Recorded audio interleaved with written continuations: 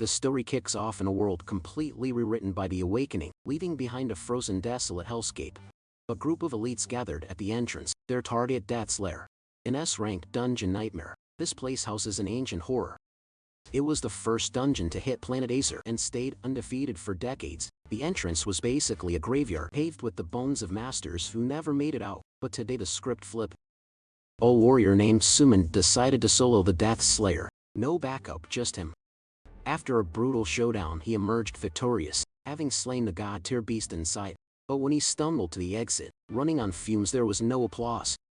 Instead he got jumped by the guys who were supposed to be his squad. They circled him like vultures, killing intent radiating off them. One guy started trash talking, telling him to quit stalling and hand over the divine artifact he just looted. Another claimed his fate was already set in stone, mockingly calling him humanity's hero and promising a quick end if he surrendered. Suman's body began to crackle with static. The realization hit him hard. They sat back and waited for him to clear the dungeon, just to steal the prize. He wondered if this backstabbing was the plan from day one. Out of the traitorous pack, a blonde guy named Santon stepped up. Drawing a blade that sparked with blue lightning, he squared up against his old friend, formal and cold, demanding the divine artifact. He played the old friend's card, offering mercy in exchange for the loot. With a smug grin, he threatened to crush whatever tiny bit of strength Suman had left. Gripping his own flaming red sword, Suman cursed his own stupidity. He treated these snakes like brothers, fighting side by side since they were kids, never suspecting they were venomous the whole time. Fueled by the bitterness of betrayal, he wasn't going down quietly. He raised his weapon, unleashing a massive blast of red and purple energy from the divine artifact, triggering a shockwave. Standing his ground, he dared his ex-teammates to try him, making it clear if they wanted the Ring of Deity challenge, they'd have to pry it from his cold, dead hands, though he doubted any of them had the guts. The raw power left his former ally shook. One of Santon's lackeys lost his cold, screaming to kill him right now.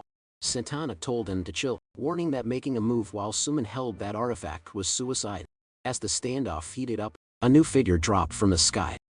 Shouting Suman's name, he looked up, stunned to see a pink-haired woman named Xiamen flying straight at him. She wrapped him in a tight hug, claiming she heard people were plotting against him, and rushed over terrified. Suman told her to relax, assuring her he was good, and that these guys were absolute trash compared to him. Still, part of him wondered how they managed to track his location so perfectly. As he puzzled over it, Santon flashed a meaningful, sinister smirk. Suddenly, Suman felt sharp agony in his back. Xiamen had driven a blade right into him, whispering the brutal truth. She was the snitch who leaked his coordinates. Shocked, Suman stared at her as a red magic circle glowed on the hand gripping the dagger. He couldn't wrap his head around it. Why did it have to be her?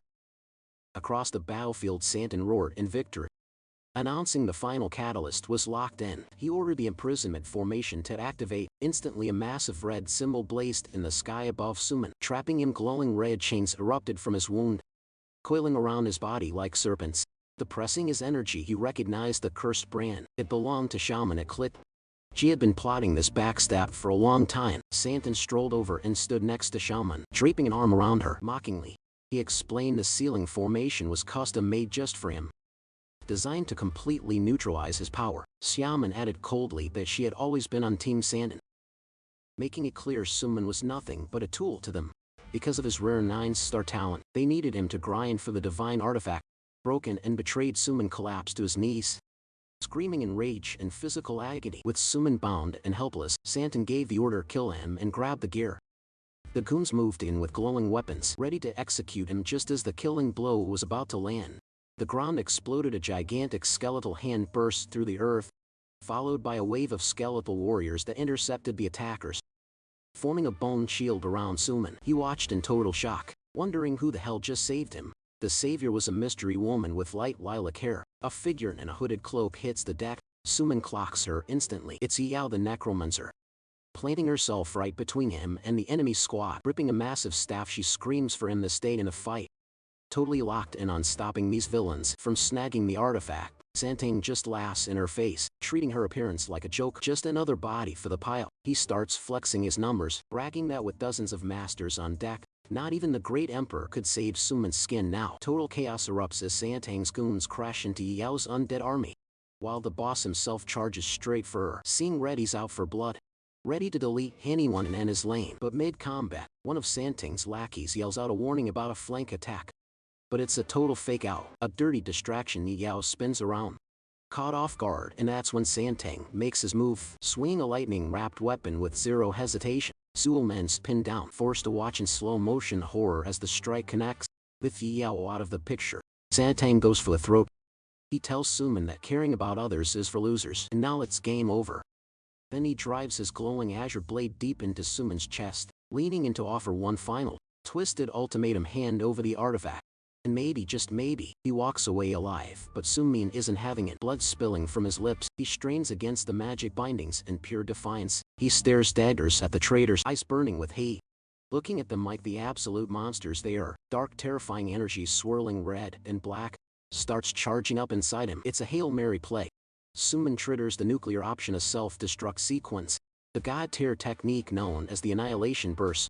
A massive explosion rips out from his core, blowing Santang and Shaman back in pure shock. When the dust finally settles, the battlefield is dead silent. Barely hanging on, Suman drags his broken body over to Yao. He cradles her, drowning in guilt, asking why she'd sacrifice everything for a guy who failed her so many times. Yao just gives him a weak, peaceful smile, touching his cheek. She accepts it. If this is the end, at least they go out together. But just as his life bar is flashing empty, Suman gets one last adrenaline spike. His sword manifests out of thin air and slams into the ground, a final statement of war clutching Yao's body. Suman the God Slayer swears a blood oath right then and there. He vows that if he gets a respawn, he's hunting Xiao Man and Santang down and tearing them apart. Piece by piece, the traitors watch from a distance, confused, until Santang's face twists in sudden realization. He figures out Suman's in game. The guy plans to take the divine artifact with him to the grave. He's dragging it down into the abyss of the Death's Lair, so they can never touch it. With his final vow spoken, Suman makes it clear if they want the loot, they gotta jump for it then. Holding Yao tight, he leaps off the cliff. They plummet into the chaotic energy below. Suddenly the ring of Tao defiance on his finger explodes. With blinding golden light, the world fades to white. Suman's grip goes limp. It feels like the end, but then snap. His consciousness reboots. He's not in some dark abyss. He's staring up at a crisp blue sky and a familiar school building. Total confusion sets in as a voice echoes from a PA system. The announcer is calling out results for the 127th Awakening Ceremony. At the first Shuangjing Academy, a student named Wang Chong just successfully awakened. But it's a dud. He's an enchanter, a lifestyle class with zero combat skills. And Zumani's standing there, de-aged, lost in a sea of teenagers. Whispers float around him about how the school's RNG is trashed this year. The words awakening ceremony hit him like a freight train. A wave of deja vu crashes over him and the reality sinks in. He traveled back. He's aching again. It's day one, standing in the crowd. The memories of this exact day come flooding back. In fork resolution, he spots Wangxing, the guy everyone used to call Fatty. He remembers Wang was an enchanter in the past life too. This isn't a dream, it's a redo. Testing his memory, he predicts the next pulse. Li Xianyang is gonna hit a 2-star warrior class. Chen Yu is gonna fail and suddenly turns into a battle mage. It plays out script perfect. Li Xianyang starts celebrating his warrior status. Chen Yu breaks down crying after failing hard, and then suddenly awakens as a battle mage. It's all matching up exactly. Every shred of doubt evaporated instantly. A cocky grin spread across his face as the reality hit him. He had actually been reborn. But that smile twisted into pure rage the second the agonizing memories of Sun Tang and Xiao Man's betrayal flashed through his mind like a horror movie. He realized this do-over was a straight-up gift from the heavens, a golden ticket to rewrite history, and clapped back at everyone he regretted leaving behind. His train of thought got derailed by the crowd roaring on stage. A younger version of Santang was in the middle of waking up, bathed in a sick purple aura. The announcer hyped up the crowd. Santang just triggered a rare hidden combat class demonic puppet warrior, rocking a powerful 8-star innate attribute. The students were buzzing with excitement, whispering that this insane level of power is exactly what you'd expect from a young master of the prestigious Yang family. Hearing them simp for his enemy, Zhu Ming just stared at his future nemesis with a gaze full of cold, burning hatred, while the Ma celebrated the school's new genius. Zhu Ming felt a tap on his shoulder. He spun around and froze. It was Yao Yang, vibrant and totally alive in her school uniform. She'd clearly been hunting for him, but seeing his jaw on the floor, she tilted her head in confusion. Totally overwhelmed, Zhu Ming pulled it together. But for a split second, the traumatic vision of her dying in his arms played in his head. A soft, genuine smile warmed his face. The relief of seeing her breathing again was indescribable. Right then the announcer boomed the next name. Yahello flinched, startled. She stepped up and slapped her hand on the heavenly stall, a massive ancient artifact crackling with electric blue energy.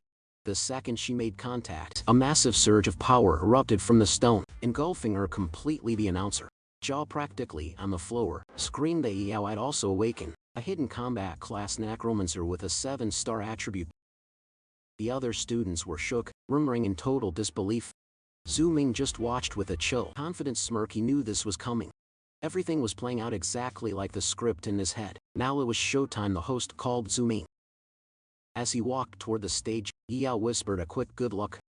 The crowd wasn't vibing with him though, whispering that there's no way a third hidden class could pop up, especially not for a broke orphan like Zhu Ming. But let's zoom out for a sec to understand the stakes. This is planet Azure inside the Dragon Nation, a world completely dominated by powerful awakened warriors. The awakening phenomenon hit decades ago. Now every kid turns 18 and steps up to the plate. They join the ceremony to become an awakened. These guys flip the world order. Gaining insane power, they can bend reality and stack massive wealth.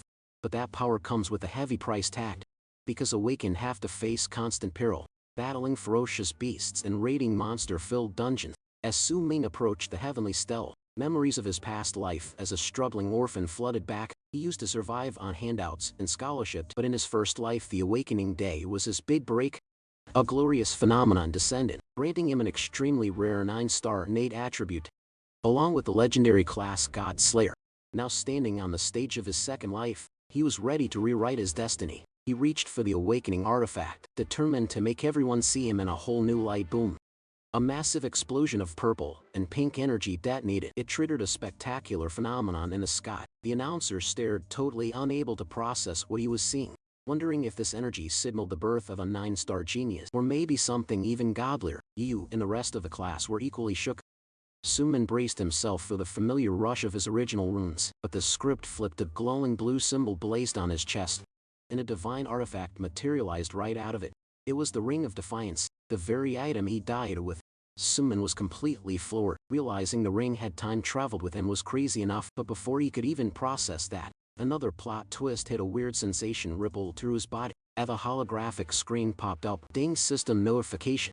The ultimate God Slayer system is successfully binding. It alerted him that a new class had been assigned, awakening status successful. But instead of his old class, he rolled something way more broken, a mythical class known as Sword God. Zhu Ming just stood there staring into the void, absolutely dumbfounded, questioning if a mythical class was even real. While the sheer weight of his title unleashed an immense wave of red energy, the entire arena went dead silent. Even the host, jaw practically on the floor, couldn't process what kind of class could trigger a phenomenon like that. Down in the pit, students were losing it, debating the meaning. Some were terrified. If this was a non-combat class, Zhu Ming was cooked, but Sandin wasn't buying it. Convinced that kind of insane visual couldn't belong to a support class, still just watching sweat was pouring down his face. The pressure from Zhu Ming's aura was so heavy he was basically paralyzed. Meanwhile, Zhu Ming stood totally chill in the eye of that energy storm, reading the data scrolling on the gold holographic panel. It confirmed his awakened class. Sword God differed from the God Slayer class in his past life. He tapped the system interface, completing an ID scan that verified him as Zhu Ming. Then the stats dropped. His class was Sword God, paired with a gilded talent called Universal Ascension. This cheat ability let him upgrade or evolve literally anything. Zhu Ming was shook. He realized this gold tier talent was ranked way above even the legendary 9-star class he'd awakened before. A confident smirk crept onto his face. He knew this new power completely outclassed any divine hierarchy. Hyped to check his kit, he opened the skills tab, but that excitement turned to pure horror. The screen showed 0 progress and a single notification. No skills awakened. Zhu Ming saw red.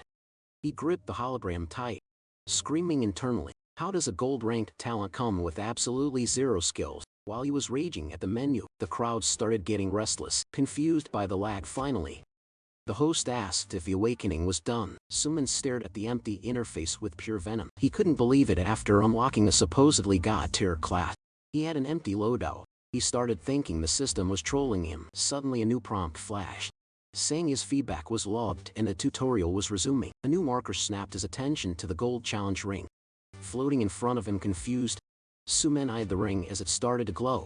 the system announced the divine artifact was successfully identified. Instantly the system panel flared up, and a massive pillar of golden light exploded from Su-men's spot, shooting straight into the heavens. Shockwave blasted out, forcing the host, who was also the academy director, to brace himself just to stay standing. High above that celestial beam, that gigantic multicolored star materialized with a no. 10 dead center. The director's eyes bugged out. He recognized that symbol, a 10-star innate attribute.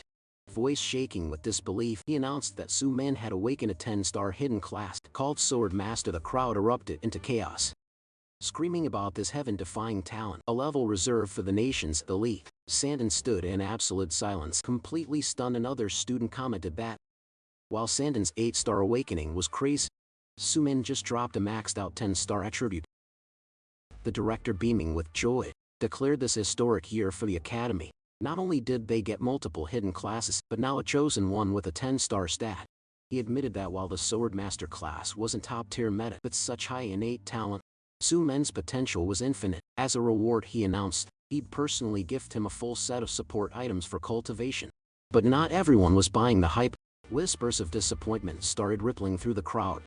Some students called it a waste of talent, explaining that Swordmaster was basically a trash-tier class. A few tried to defend him, claiming that with enough grinding, a Swordmaster could be a reliable DPS, and with Su-men's talent, he'd crush it.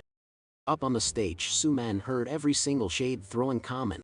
He turned his head slightly, eyes shadowed, realizing they all saw his Swordmaster class as useless garbage.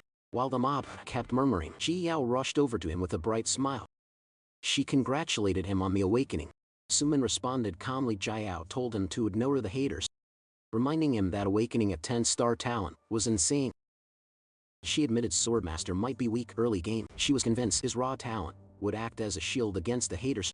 Su-men flashed a warm, deceptive smile, brushing off her concerns like they were nothing. Internally he knew the truth. Being underestimated was the ultimate tactical advantage, a concept that left Yahello totally perplexed. The ceremony rolled on as the announcer called the next name. The crowd erupted into chaos as Xiaoman, the school's undisputed queen bee, strutted toward the stage with Santom, hyping her up from the sidelines. Yahello marveled at the cloud, but Su-men's stone-cold silence. He didn't even stick around to watch. He spun on his heel and started walking away. Yahello, confused, called out that the show wasn't over. Su-men dropped a frosty reply without breaking stride, not interested, as he put distance between himself and the noise. The PTSD from his past life hit him like a freight train. Visions of Xiaoman using him as a stepping stone, betraying him and slaughtering him without a second thought. The blood oath he swore in his dying moments surged back, fueling his thirst for vengeance. In this timeline later, Su-men wandered the city streets. The world looked familiar, a carbon copy of his memories, but beneath the surface the game had changed. And so had he. Pulled up his hood and spotted a passive skill. Total Concealment, a legendary tier ability that allowed him to mask or spoof his gear. Stats, class info, and skill tree. He instantly recognized it as one of the 4 cheat codes he'd managed to drag back from his previous life. That sparked another memory, the God's Challenge Brilliant Ring. He stared at his hands, eyes wide, realizing the divine artifact had actually glitched through time with him. As he focused on the ring, his system interface pinged a wake notification. Loading divine artifact. As the ring synced up, a new prompt flashed confirming Su-men had successfully inherited partial skills from his old divine class. He froze, mind blown. How could he stack skills from his past build? His current class was already the Sword God. A detailed status window materialized, displaying Su-men level 1 with perfectly balanced base stats.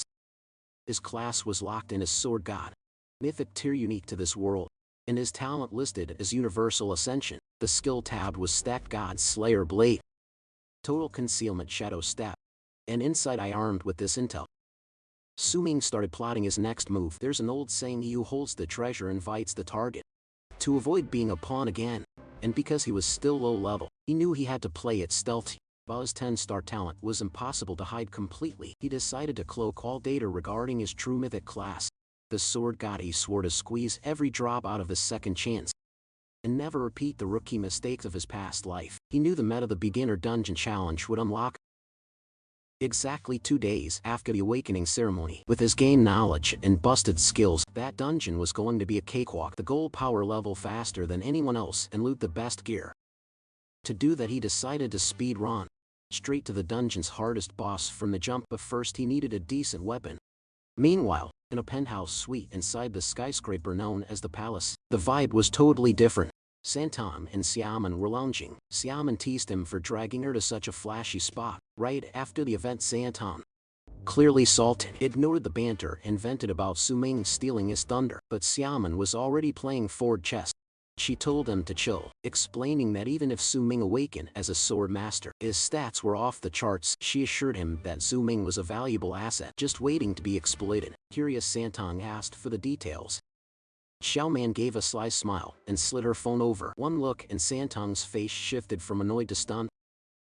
With a cold, calculating gaze, Xiaoman laid out the blueprint. She was certain that if they dangled a little carrot in front of Su Ming, he'd bite then. Just like before, they could puppet him for their own agenda. Sticking to his own grind, Su Ming arrived at a massive skyscraper housing the weapon market. He hit the elevator to the 12th floor, greeted by a clerk from the Arms Emporium. As he navigated the aisles, he noticed the place was packed with fresh awakeners prepping for the newbie dungeon run. He overheard several broke students complaining about prices, realizing most were destined for the hard grind. Suman was just hunting for decent gear when the hype train completely derailed his plans. A massive mob had formed around a specific display case. Blocking the aisle, they were drooling over a glowing blue blade.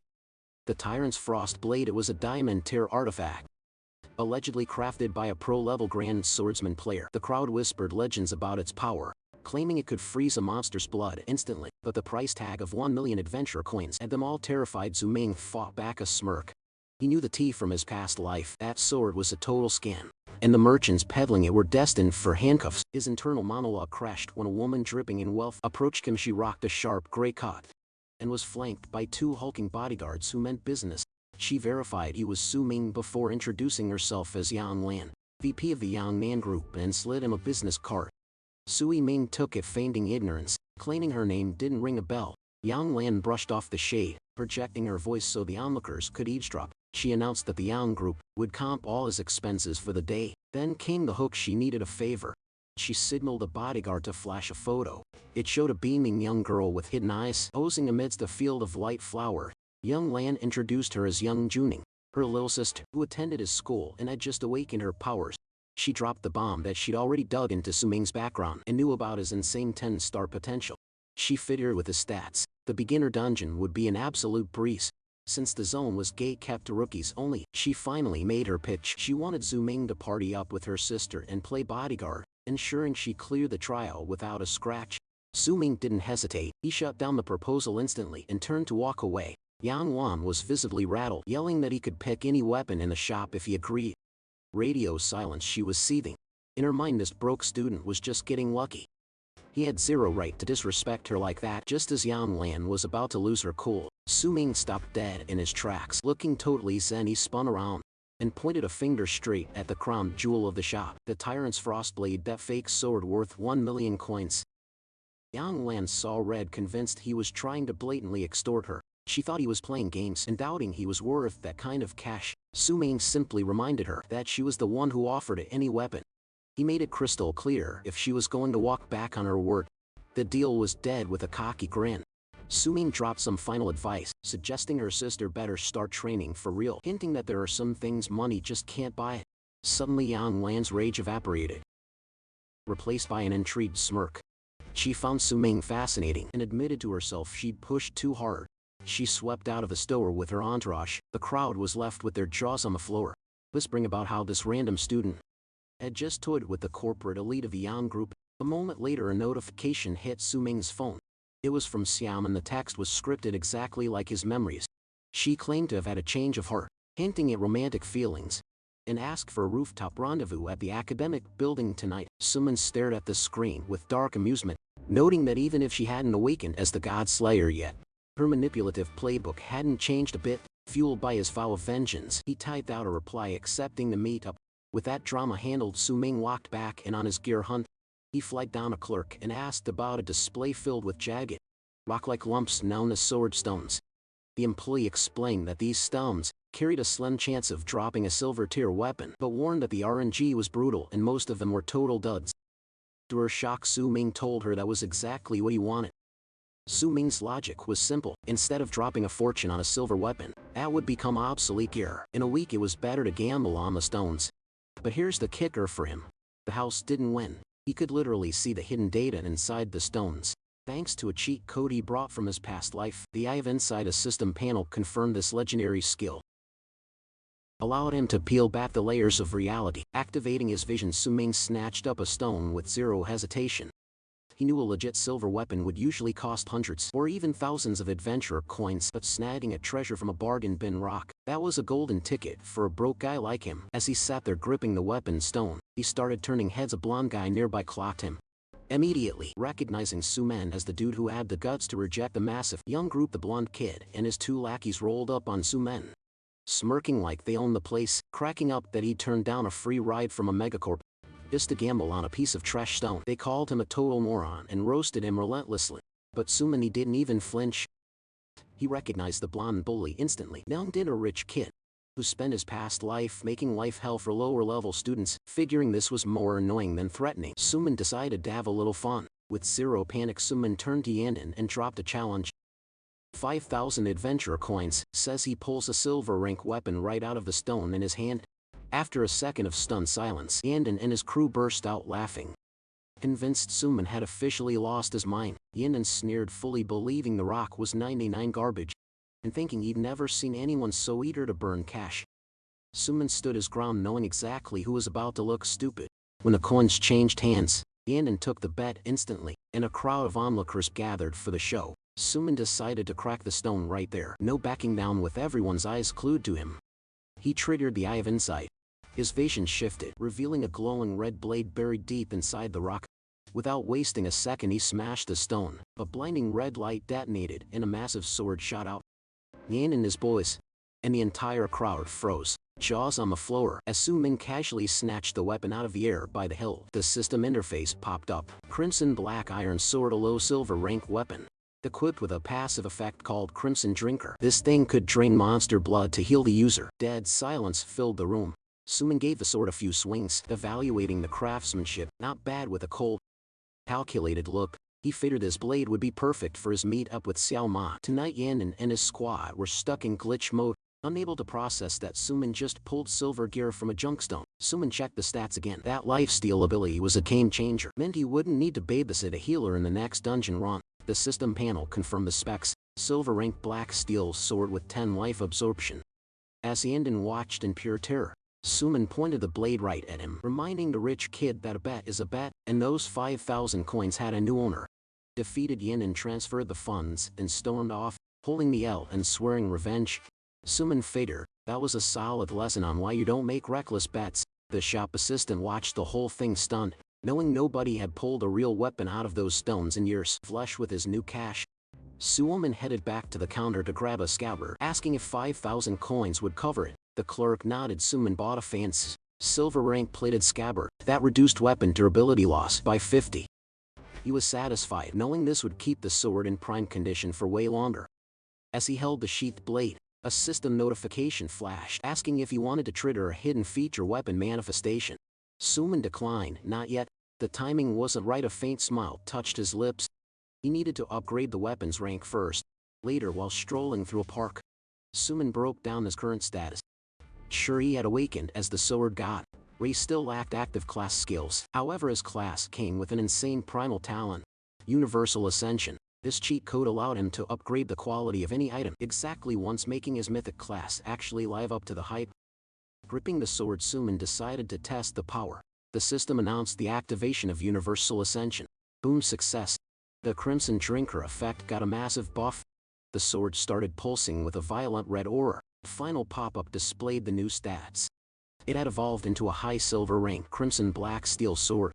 Its main skill now drained blood on contact, plus he unlocked a new ability called Bloodlust, which granted a temporary stat boost after every kill. Su Ming grinned. This was exactly what he needed. Locked and loaded with the hidden weapon manifestation, he knew the next day's starter dungeon was gonna be a total breeze. That same night, Su Ming pulled up to the academy rooftop. He stood there silhouetted against the neon futuristic skyline, gripping his brand new blade. Xiao Man was already waiting. She turned with that signature seductive smile, but the vibe shifted instantly. Zero talk. Su Ming lunged.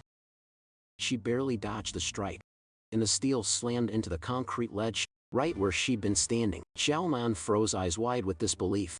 Zuming stared her down with sub-zero eyes, making it crystal clear he was here for payback. A chaotic memory flashed in his mind, his death in the previous timeline, leading out while clutching a dying Yao. But Xiaoman watching them smiling. Zero remorse now. Xiaoman looked confused and furious, unable to process why Suman was crashing out like this. After just accepting her confession, Suman didn't flinch, standing like a statue with a chilling smirk. He knew that confession belonged to a dead timeline. He rewound the tape in his head. She had been the Academy's it girl, while he was just some lonely orphan. He remembered the day after the first awakening ceremony, when she approached him with that fake, sweet smile pretending to care. From that moment he felt seen. That validation led to him confessing over text the dates in a relationship he thought was the real deal. But it all crumbled when he saw the memory of her with Sang Tang. The ultimate betrayal snapped back to reality. Suman's face contorted with pure rage, remembering the lies he called her out on, using him as a stepping stone in her shady backroom deals with Song Tone, acting like he had the receipts for everything. Xiaoman looked shook and tried to deny it. But Suman wasn't hearing it. He knew she was lying through her teeth, and that her perfect princess image was a total scam. To him she was just empty trash that broke her. Xiaoman lost it. The mask slipped completely, her face twisting into something ugly and hateful. She sneered at Zuming, telling him she always saw him as inferior, claiming a talentless loser like him didn't even deserve to breathe the same air. Then she dropped the threat. Neither she nor Sang Tang were gonna let him slide after the insults. Zuming just laughed it off with a mocking grin. He decided to poke the bear, telling her she should worry less about him, and more about how this little incident would ruin that perfect, innocent reputation she guarded so carefully. That pushed her over the edge. Blinded by rage, Xiaoman lunged for the sword Zuming had left stuck in the concrete and swung it at him with zero hesitation. As the steel slashed toward him, Zuming got deja vu in his past life. She'd pulled this exact same move. The difference this time, he was ready seconds before impact. Crimson energy threads burst from the weapon, freezing the blade in mid-air. Xiaoman stood there paralyzed by shock.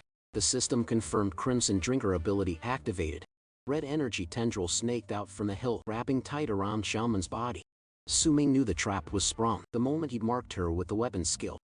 It was game over. One of the threads lashed out, whipping straight across her face. A piercing scream ripped through the air. As she realized her face was ruined, she collapsed to the floor while Zuming stood over her, icy and unbothered. This was just karma coming to collect. He almost considered this the official start of his revenge tour. But she started shrieking again, swearing she'd get Sang Tang to end him. Suman didn't even blink. He recalled the sword, watching it dissolve back into his inventory, and turned his back to walk away. In his mind he dared Sang Tang to try it. This attack was just a warning shot. Leaving her sobbing on the rooftop, Zuming realized that strike didn't just cut her skin. It severed the last shred of pathetic affection he ever had for her. Later his phone buzzed. A notification popped up, a gift from the Academy. It was a DM from Principal Wang, congratulating him on his awakening, and dropping a reward package to help him gear up for the starter dungeon. The kit included a strengthening pill and a basic set, with a full combat loadout and 10,000 adventure coins in the bank. The next morning at 6 sharp, Zuming clutched the enhancement pill the principal had sent over. He recognized the hustle, but he could sense the pity dripping off it. They still thought his 10-star talent was wasted on a trash tier class. He tossed it back, tasted like straight garbage, but that nastiness vanished the second his body exploded. With a blinding golden aura, a system pane flashed before his eyes. Boom. The pill just dropped 10 points straight into his constitution, and 100 XP just like that. He hit level 2 and snagged 10 free attribute points to spend. Status update complete. He unlocked a new passive, innate sword body. It meant he had forged a literal blade in his heart. Any sword skill he could master. Zero restrictions. Zuming smirked. He knew it. This was the perks of being a 10-star genius. Leveling up just hits different. He could unlock skills just by grinding levels. Hype levels rising. He made a mental note. Time to wreck the beginner dungeon and show them what real power looks like. Moments later, he hit the access zone for the first Academy starter dungeon. The plaza was packed, students everywhere, portals glowing. Suddenly, a squad rolled up, the same clowns who roasted his class yesterday.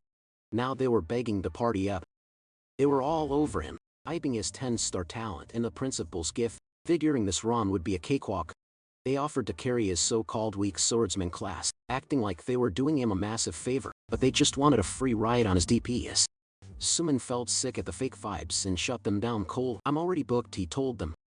Yao caught that last part and walked over, eyes wide. She had been looking for a squad, and she showed up early just to snag him first. Suman scratched his head. He tried to let her down easy. His grind wasn't about basic loot, and he didn't want her catching strays, but in his head he was already locking in a solo run. Before Yao could even process that, some blue-haired dude with a cocky grin cut in. "Enter Yen Moment 11, a 9-star demon hunter scout." He dropped a formal intro and asked Suming to join his crew. Suming clocked him instantly from his past life. Hard pass, didn't even hesitate. Before the guy could push it, Yao stepped up shielding Suming. "We're full," she bluffed. The crowd took the hint and backed off with awkward apologies. Once the mob cleared, Suming shot Yao a look of genuine thanks. She was a real one. Then he checked the time. The dungeon launch was seconds away. Right on cue, a massive blue portal started spinning up. The POS system announced the start of Beginner Challenge 127. A giant hologram of Principal 1 flickered into existence. Above the portal, the guy looked like he just rolled out of bed, mumbling a quick apology for oversleeping. Then came the briefing: mandatory 1-day survival test. Everyone's logged and you get points based on your kill count. He strongly suggested squatting up, better odds of not dying, and actually clearing the run before the clock runs out. While the principal was still yapping, Yao turned to check on Suming. Empty space. She spun around, confused. The second the dungeon was declared open, a blur shot past the crowd and delved straight into the swirling portal. The students gasped. A solo challenger. It was Suming, the 10-star prodigy. Went in alone inside the transfer zone. A wave of nostalgia hit him. He remembered his first life, the terror, the adrenaline. Then a booming voice echoed, "Welcome, rookies." It warned them this place is a gold mine, but it's also a graveyard. To exit, kill the normal boss. But the voice hinted at a harder path, with insane rewards for the crazy ones. Suming's eyes hardened. He knew the play. This time he wasn't settling for normal. He was hunting the ultimate hidden boss. He spawned into a lush moonlit jungle. System tag: Furious Tide Forest. Rank F zone. He noticed immediately that the map RNG had reset. This layout was totally different from last year's run. He knew the spawn mechanics were total RNG for every challenger, which meant freestyling his path on the fly. That meant rolling the dice on which nightmares he'd face, adding a whole new layer of sketchiness to the run. Pushing forward, Suming barely had time to breathe before running into a major threat: a massive sentient tree monster.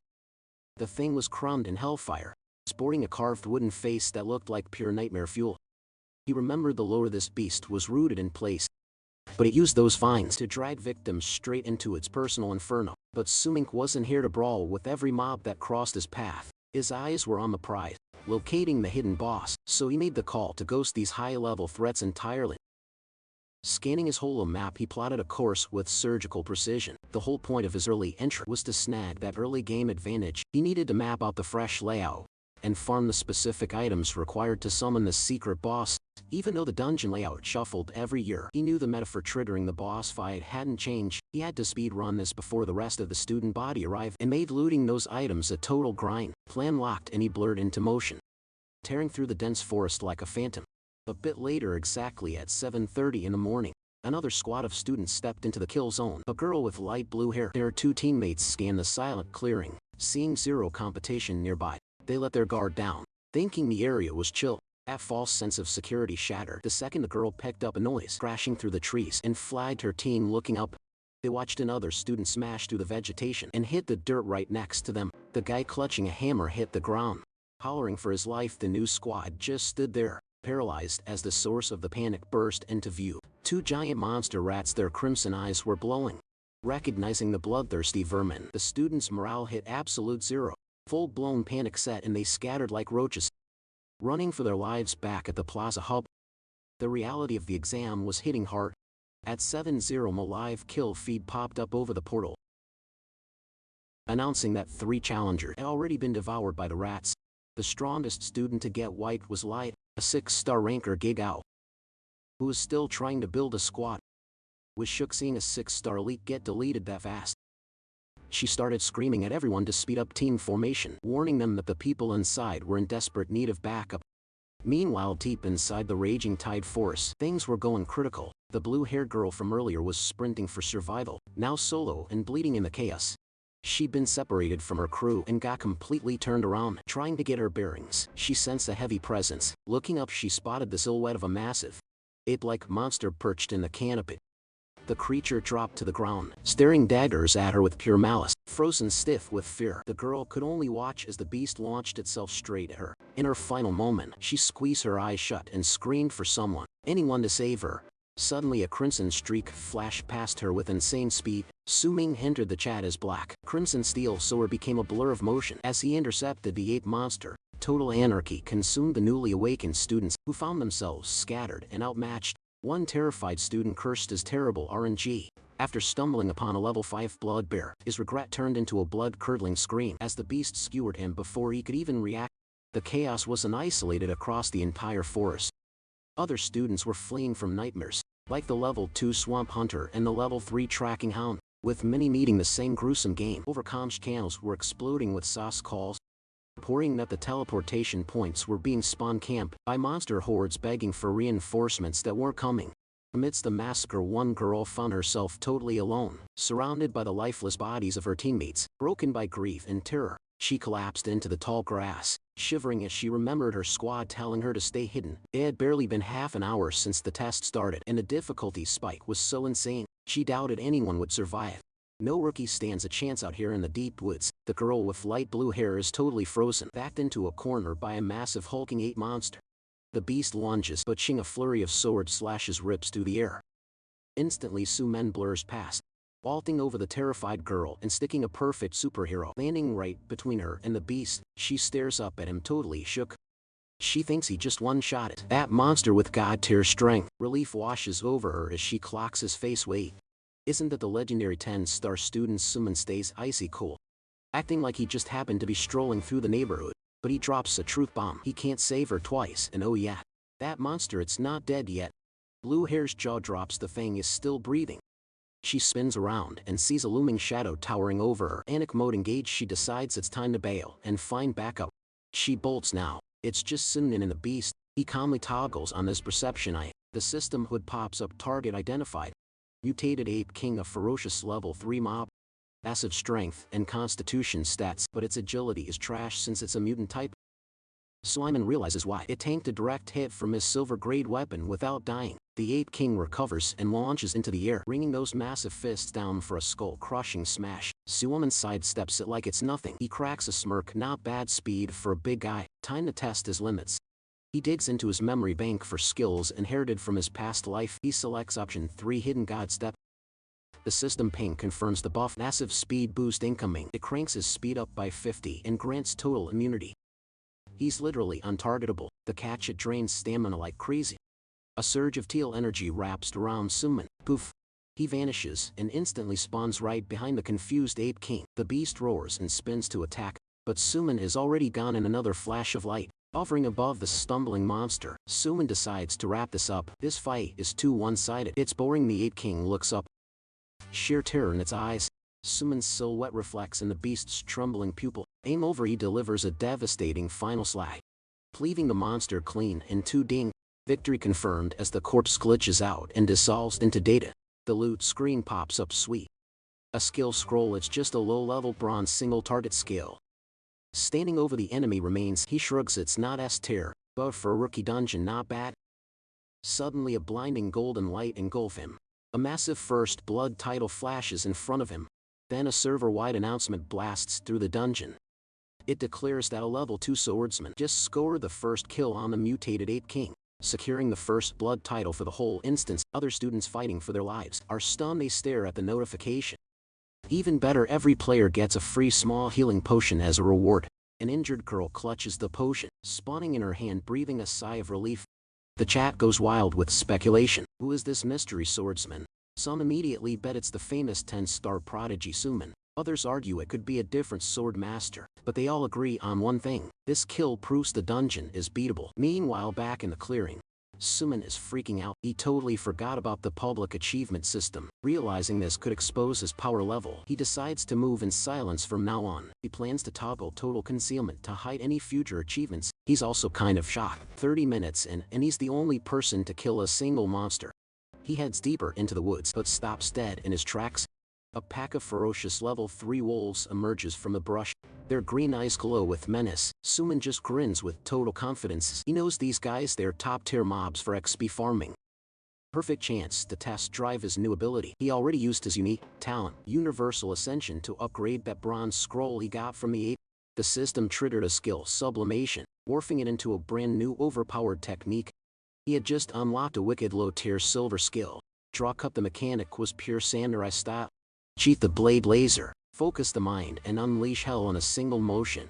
The moment those wolves howled, Suman triggered his new toy. A massive crescent of neon blue energy crashed down on the charging pack. That energy arc tore through the wolves with absolute destructive force. It was a total bloodbath. Suman's draw cut didn't just hit them, it decapitated and shredded the entire mob, grading him pure XP farming bliss with every kill. By 9:30 in the morning he stood alone in the dead, silent, clearing the ground literally paved with enemy remains. Smirking, he watched the sweet system pop up confirm it. Level 9 reached and a shiny new title. Legend of the Hungry Wolf. He realized this long-range Edo strategy was the ultimate meta for farming low-tier trash mobs. He reset the stance, sliding the blade back home to focus his intent. He charged the energy locked onto a target, and with a steely gaze, unleashed another banger.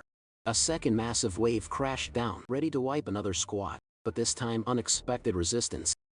Suman's eyes went white, his killer move just got deflected in a burst of smoke and fire. From the chaos, a hulking figure stepped out. A massive hybrid wolf beast with glowing red eyes, tagged by the system as the level 10 Wolf King leader, staring him down with pure malice. While Suman was speed leveling, the other students were barely getting their act together. Back at 8:30, an hour after the dungeon opened, squads finally formed and pushed through the portal, ready to clap back. Battle cries rang out as the fresh party, backed by the main student force, started pushing back the monster hordes. One squad got caught in a desperate scrap. A blue-haired student lunged forward, slicing a mutated rat monster to save a fallen teammate. He and his buddy watched in shock and relief as those sweet XP orbs showered them. A system ping confirmed the kill. Mutated field mouse. The squad hyped up their victory. Feeling that momentum, with the main force arriving and healing potions on deck, they knew they could take this W. One student literally wept tears of joy, finally hitting that level up. But the vibe shifted instantly when a shocking announcement echoed through the dungeon. The system broadcasted another First Blood title claim, this time for slaying a leader monster. The details left every student in the dungeon shook. The player who pulled off this feat was a level 9 fisherman. The reward, the Leader of Leaders title. Disbelief spread like wildfire. No one could wrap their heads around a non-combat life profession being that up, let alone hitting level 9 already. The scene rewinds 10 minutes to reveal the mystery fisherman's identity. It was Suman rocking his total concealment skill to spoof his class. Right before throwing hands with the Wolf King leader, the battle was intense. Suman's power rained down, but the beast was insanely agile, barely dodging the direct hit. Still, the attack clipped him, carving a deep bloody gash and tanking his HP bar. No hesitation, Suman launched into the air with insane speed, driving his blade down for the finisher. System confirmed the W. He taken down the Silverback Wolf King, bagging 500 XP, enough to hit level 10. His skill proficiency spiked and the loot dropped. An iron-cutting claw bone in the Wolf King's heart. This victory triggered the Leader of Leaders announcement across the entire dungeon. Meanwhile, deep in the woods, Yandine and his crew were locked in a nasty scrap with a wolf pack. Exhausted and covered in gore, they finally dropped the last mob. One of Yandine's boys sighed in relief, thankful the attack boost scroll, the global buff from a Leader of Leaders title, popped just in time to save their skins. And he mentioned the mysterious level 9 fisherman who snagged the title. Hearing that, Yandine exploded. He couldn't process how a player with a trash life skill class watching a healer's speedrun levels felt like a slap in the face to a pure combat main like him. He raged at his garbage machete, convinced Suming had straight up skimmed him out of his cash. If he hadn't been played, he'd be rocking a proper silver-grade weapon right now. Instead of his trash, one of his boys tried to talk him down, chalking it all up to Suming having insane RNG luck. But Yandine wasn't hearing it. He snapped, turning that toxic energy on his own squad, calling them dead weight. He screamed that he was the one tanking all the damage, while they did nothing after slaughtering all those wolves. The split XP only bumped him to level 2. He felt totally ripped off, his crosshairs locked back onto Suming. He swore if he caught him inside the dungeon, he'd end him. The squad tried to chill him out, but Yandine just scoffed.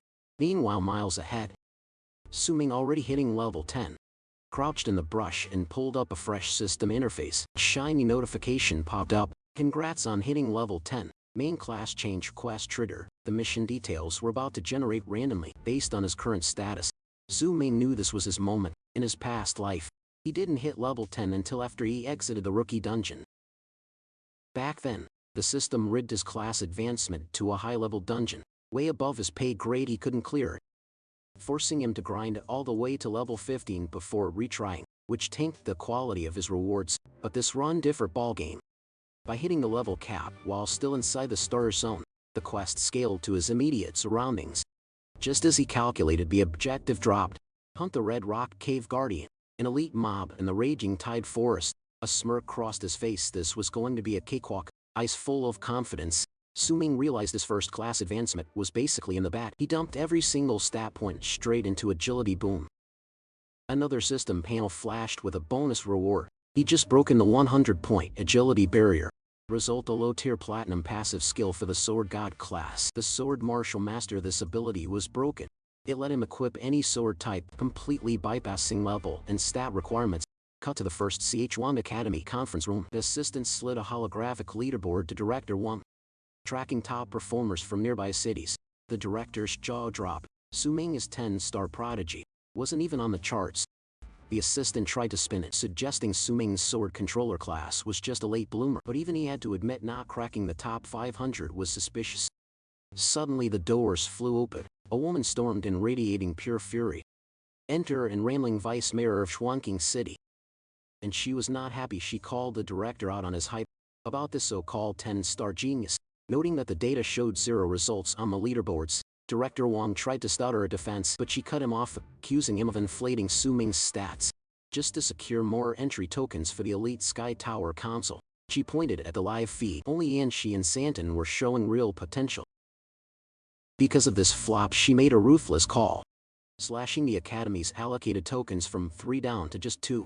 Then came the ultimatum: if the Academy bottomed out in the rankings again, next year's token allocation would be 0. A complete shutout. Dropping that bombshell, the official exited stage left. Principal 1 stood there frozen, clutching those 2 tokens like a lifeline, his heart sinking. The Celestial Tower Council was the golden ticket for his students. He bet the house on Su-Ming snagging an extra slot, not fumbling the bag and losing one. Now all he could do was pray Su-Ming wouldn't ghost on his potential.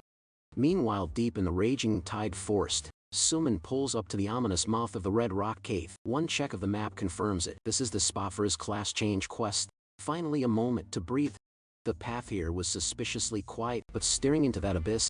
Different stories since he skipped this dungeon in his past life. He's flying blind into unknown danger. Aim face on, he steps cautiously into the void. Boom. Ambush. A wretched blue creature drops right in front of him, glowing red eyes, sharp teeth. It's a level 6 gold miner goblin, and it's looking at him with pure malice. Before the imp can squeak, Su-Ming's blade blurs. He tries to speed run the kill, desperate to silence it before the whole cave wakes up. But that reflex backfires hard. A system window pops up. Congratulations, you just triggered the Goblin Cave alert. Special Goblin mode initiated. Su-Ming freezes. Realization hits him like a truck. This class change isn't gonna be a walk in the park. The darkness shifts, revealing a massive tidal wave of goblins, eyes glowing like crimson warning lights as they charge. The system drops the bad news. Every single mob in Red Rock Cave is now aggroed onto him. Continuous attack mode. Another panel breaks it down. Goblin mode isn't just a buff, it's a behavioral state fueled by chaos and greed. Forced into a desperate grind, Su-Ming starts hacking through the mob individually. These guys are trash mobs, but a swarm this big, that is a legitimate death sentence. As he kites them deeper into the cavern, a new worry creeps in. Can his weapon's durability even survive a fight this long? Suddenly he spots the real problem. Looming in the shadows, a massive elite goblin winds up a glowing, oversized weapon. The beast leaps, bringing the hammer down like a meteor, forcing Su-Ming to scramble. But he walked right into a setup. The second Su-Ming is airborne, goblin archers unleash a volley from the dark. A rain of arrows tags him, chipping away at his health. Landing rough, he realizes these aren't mindless NPCs. They are tactical, hitting him exactly when his guard is down. The beatdown doesn't stop. The moment his boots touch dirt, 2 rogue goblins with daggers drop from the ceiling, clang. He parries just in time, but the pressure is relentless. He checks his status. Mana is tanking fast. Spanning his Divine Shadow skill isn't an option for much longer. Encircled by the Horde and their tanky elite leader, the odds look trash for an early game player. Most would panic facing this head-on, but Su-Ming, a confident smirk cuts across his face. If brute force is a dead end, it's time to get flexible. Executing a massive backstep, he wall runs off the cave sides, launching himself out of the kill box. Evasion first. The goblins pause, totally confused by the retreat. Now lurking behind a rock formation, Suman watches them scramble with a predator's grin. The trap is set from his cover. Suman blinks to a high ledge above the swarm. He unleashes a massive wave of energy from his blade. The shockwave tears through the mob, insta-killing the smaller goblins. Checkmate. Suman knew this would work. With the high ground secured, he abuses the range of his draw slash to sweep the board. He keeps the pressure on, wiping out the stragglers with another strike. He sticks the superhero landing amidst the loot drops. Dead silence. The elite goblin stands alone, watching in disbelief as his entire army evaporates in seconds. Suman walks up slowly to the wounded boss, its health bar blinking red.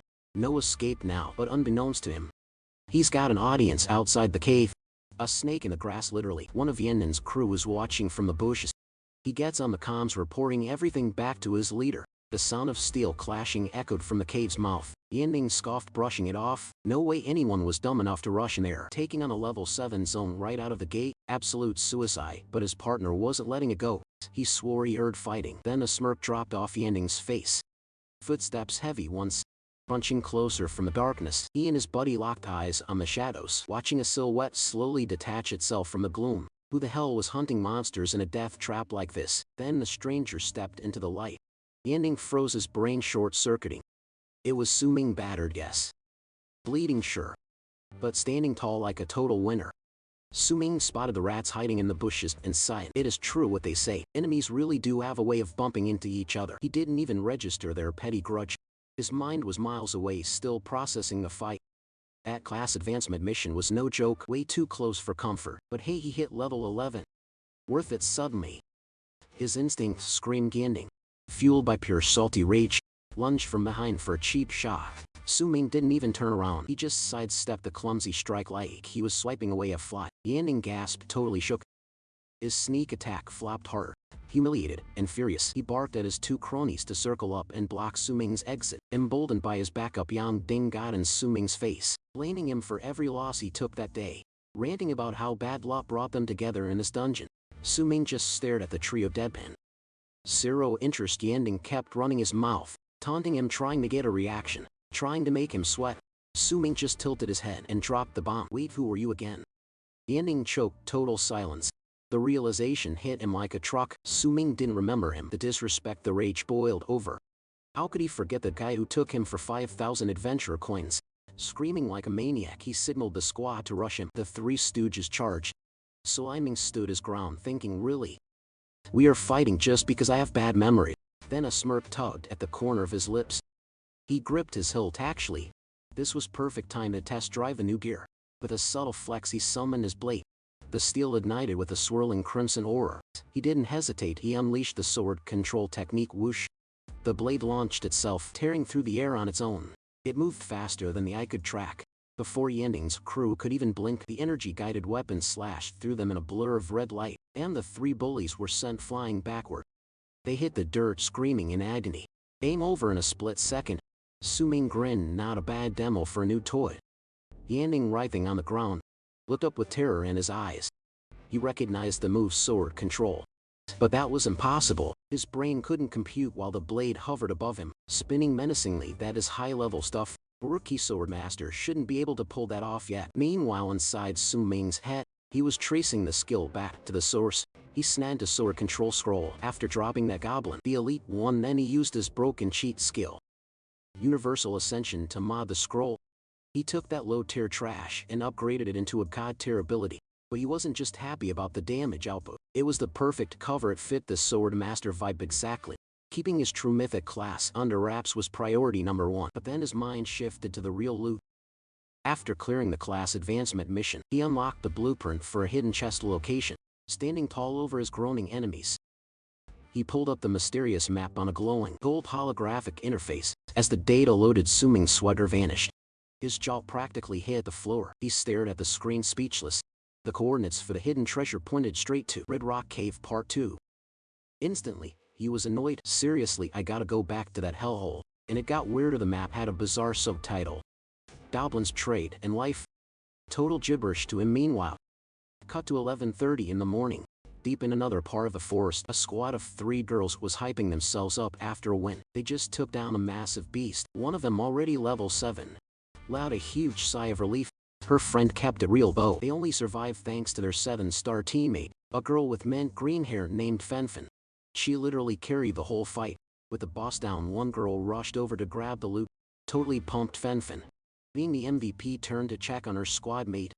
She swore she was good to go, but a split second later Fenfen's face twisted into pure terror. She scanned the area, completely rattled. Their third teammate, the girl who went to grab the loot, it vanished into thin air. Panic spiked as Fenfen swept her gaze across the clearing. The monster's corpse was dissolving into particles, but her friend was a ghost. No struggle, no tracks, nothing. She was standing right there, a heartbeat ago. Then the realization hit her like a truck. Her eyes went wide with horror, and a blood-curdling scream tore her through the forest. Meanwhile, Suman's golden blueprint unlocked a disturbing new bestiary entry. Goblin ecology. The lore was dark. It described goblins living in deep shadow, drenched tribes ruled by iron-fisted chiefs and shamans. The system didn't hold back to keep their numbers up. These things snatched female creatures by any means necessary. It even projected graphic footage of students being dragged away. Suman recoiled, totally sickened by how twisted the goblins were in this timeline. He shook it off, locked in, and tracked the blueprint's coordinates. Moments later, a system ping confirmed he'd reached the target zone, but there was nothing but a dense, dead silent forest. He scanned the perimeter, confused. The map screamed Red Rock Cave Part 2. There wasn't a cavern in sight. Was the GPS glitching? He froze, trying to piece the puzzle together. Suddenly a heavy fog rolled in, blinding and completely sensing a trap. Sumin immediately triggered his eye of perception, his vision sharpened, slicing right through the illusion. Boom. A massive rat-shaped monster was lurking right there. The beast flinched, realizing it was busted. Suman just flashed a cocky grin. He figured it out. The cave name was just bait to keep adventurers searching for a physical hole in the wall. The real entrance wasn't a cave at all. It was this illusion, camouflaged and guarded by the rat beast. Shattering the spell, Suman revealed the true path, a deep subterranean shaft, and delved straight into the darkness. Mid-fall, he spotted firelight below, and realized the goblins were using smoke to mask the entrance. He stuck the landing in a massive cavern. Face stone cold, he spotted a lone goblin scout, but held his fire. Taking out even one grunt would trigger goblin mode and swarm the entire nest. He had to stay focused. He was just here for the loot. But as he pushed deeper, he stumbled across the lifeless body of Fenfen. She must have been ambushed the second she fell through the smoke trap. Suman grimaced in disgust. These things were just as vile as the bestiary said. Suddenly, desperate screams echoed from the shadows. Up ahead, another student, short purple hair, was cornered by a goblin pack. She was still breathing, and a cold, practical thought crossed Suman's mind. He could use her as bait to distract them while he grabbed the treasure. He actually considered leaving her to die, telling himself it was her own fault for being too weak to survive. Just as he turned his back, the girl screamed one last plea, begging for her life and promising a massive payout. She dropped a bomb. Her big sister was the vice president of the Nan group. Suman's eyes snapped open. He realized exactly who she was. In that split second, the goblins lunged at the terrified girl. Suman made his move. He launched his sword, which spun through the air, trailing arcs of red energy, before slamming into the ground and blasting the monster's back. He vaulted over the stunned beasts, landing right next to Yan Yuning. Without hesitation, he triggered sword control. The weapon snapped back to his hand, glowing with intense crimson power. He charged up a draw cut, unleashing the strike, but instead of blood, a massive explosion of non-lethal light flooded the cavern. Just as he planned, he remembered the lore. Goblins had a critical weakness to intense light. Seizing the moment, Suman grabbed the stunned Yan Yuning and hauled her up. He knew as long as he didn't kill anything, the flashbang would just scatter them. Without triggering the deadly goblin mode, they sprinted to safety, glancing back. Suman confirmed his theory. The blinded goblins weren't chasing. Yan Yuning, panting but safe, blushed as she thanked him. That's when Suman recalled the photo. His sister, the ID check cleared. She really was Yan Lan's baby sister. Didn't matter, he iced her out, completely ghosting her. Thank you. As he turned to bail, Yuning scrambled to offer rewards, name-dropping her ops sister again. But Sumin cut the sales pitch dead. He told her to focus on actually surviving this dungeon first. When she begged him not to ditch her, Zuming dropped the hard truth. He already saved her once, and her lack of power was just gonna drag him down. Even after that roast, he checked his treasure map and realized she was still tailing him. Pretending she was invisible, he locked onto a glowing marker on the map. X marks the spot right there. While Yuning nervously scanned the perimeter for respawning goblins, Su Ming started digging moments later. Bingo! He unearthed a massive silver quality chest. He knew this was the level cap for a rookie dungeon. But he was about to break the game with his Universal Ascension talent. He triggered the skill to buff the quality, and the chest erupted with a blinding golden glow. That left Yang Yuning standing there, jaw on the floor. Su Ming gripped the transformed prize. It was officially an upgraded low-level gold loot chest. He knew these things were basically high-stakes gacha pulls, with insane drop rates for op items, skills, or gear. With a cocky smirk, he cracked the lid, ready to see what RNGs has blessed him with. Yuning stared as intense light blasted out from inside. Two items materialized, an ornate golden shoulder guard and a shimmering golden scroll. A system notification popped up identifying the loot: a piece of the shadow current set, and a skill scroll for a soul healer.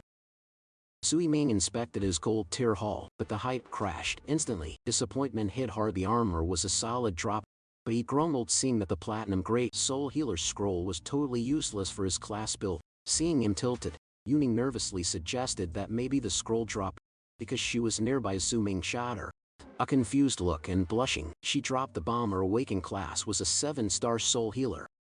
That reveal left Su Ming completely speechless. Immediately a system alert pinged.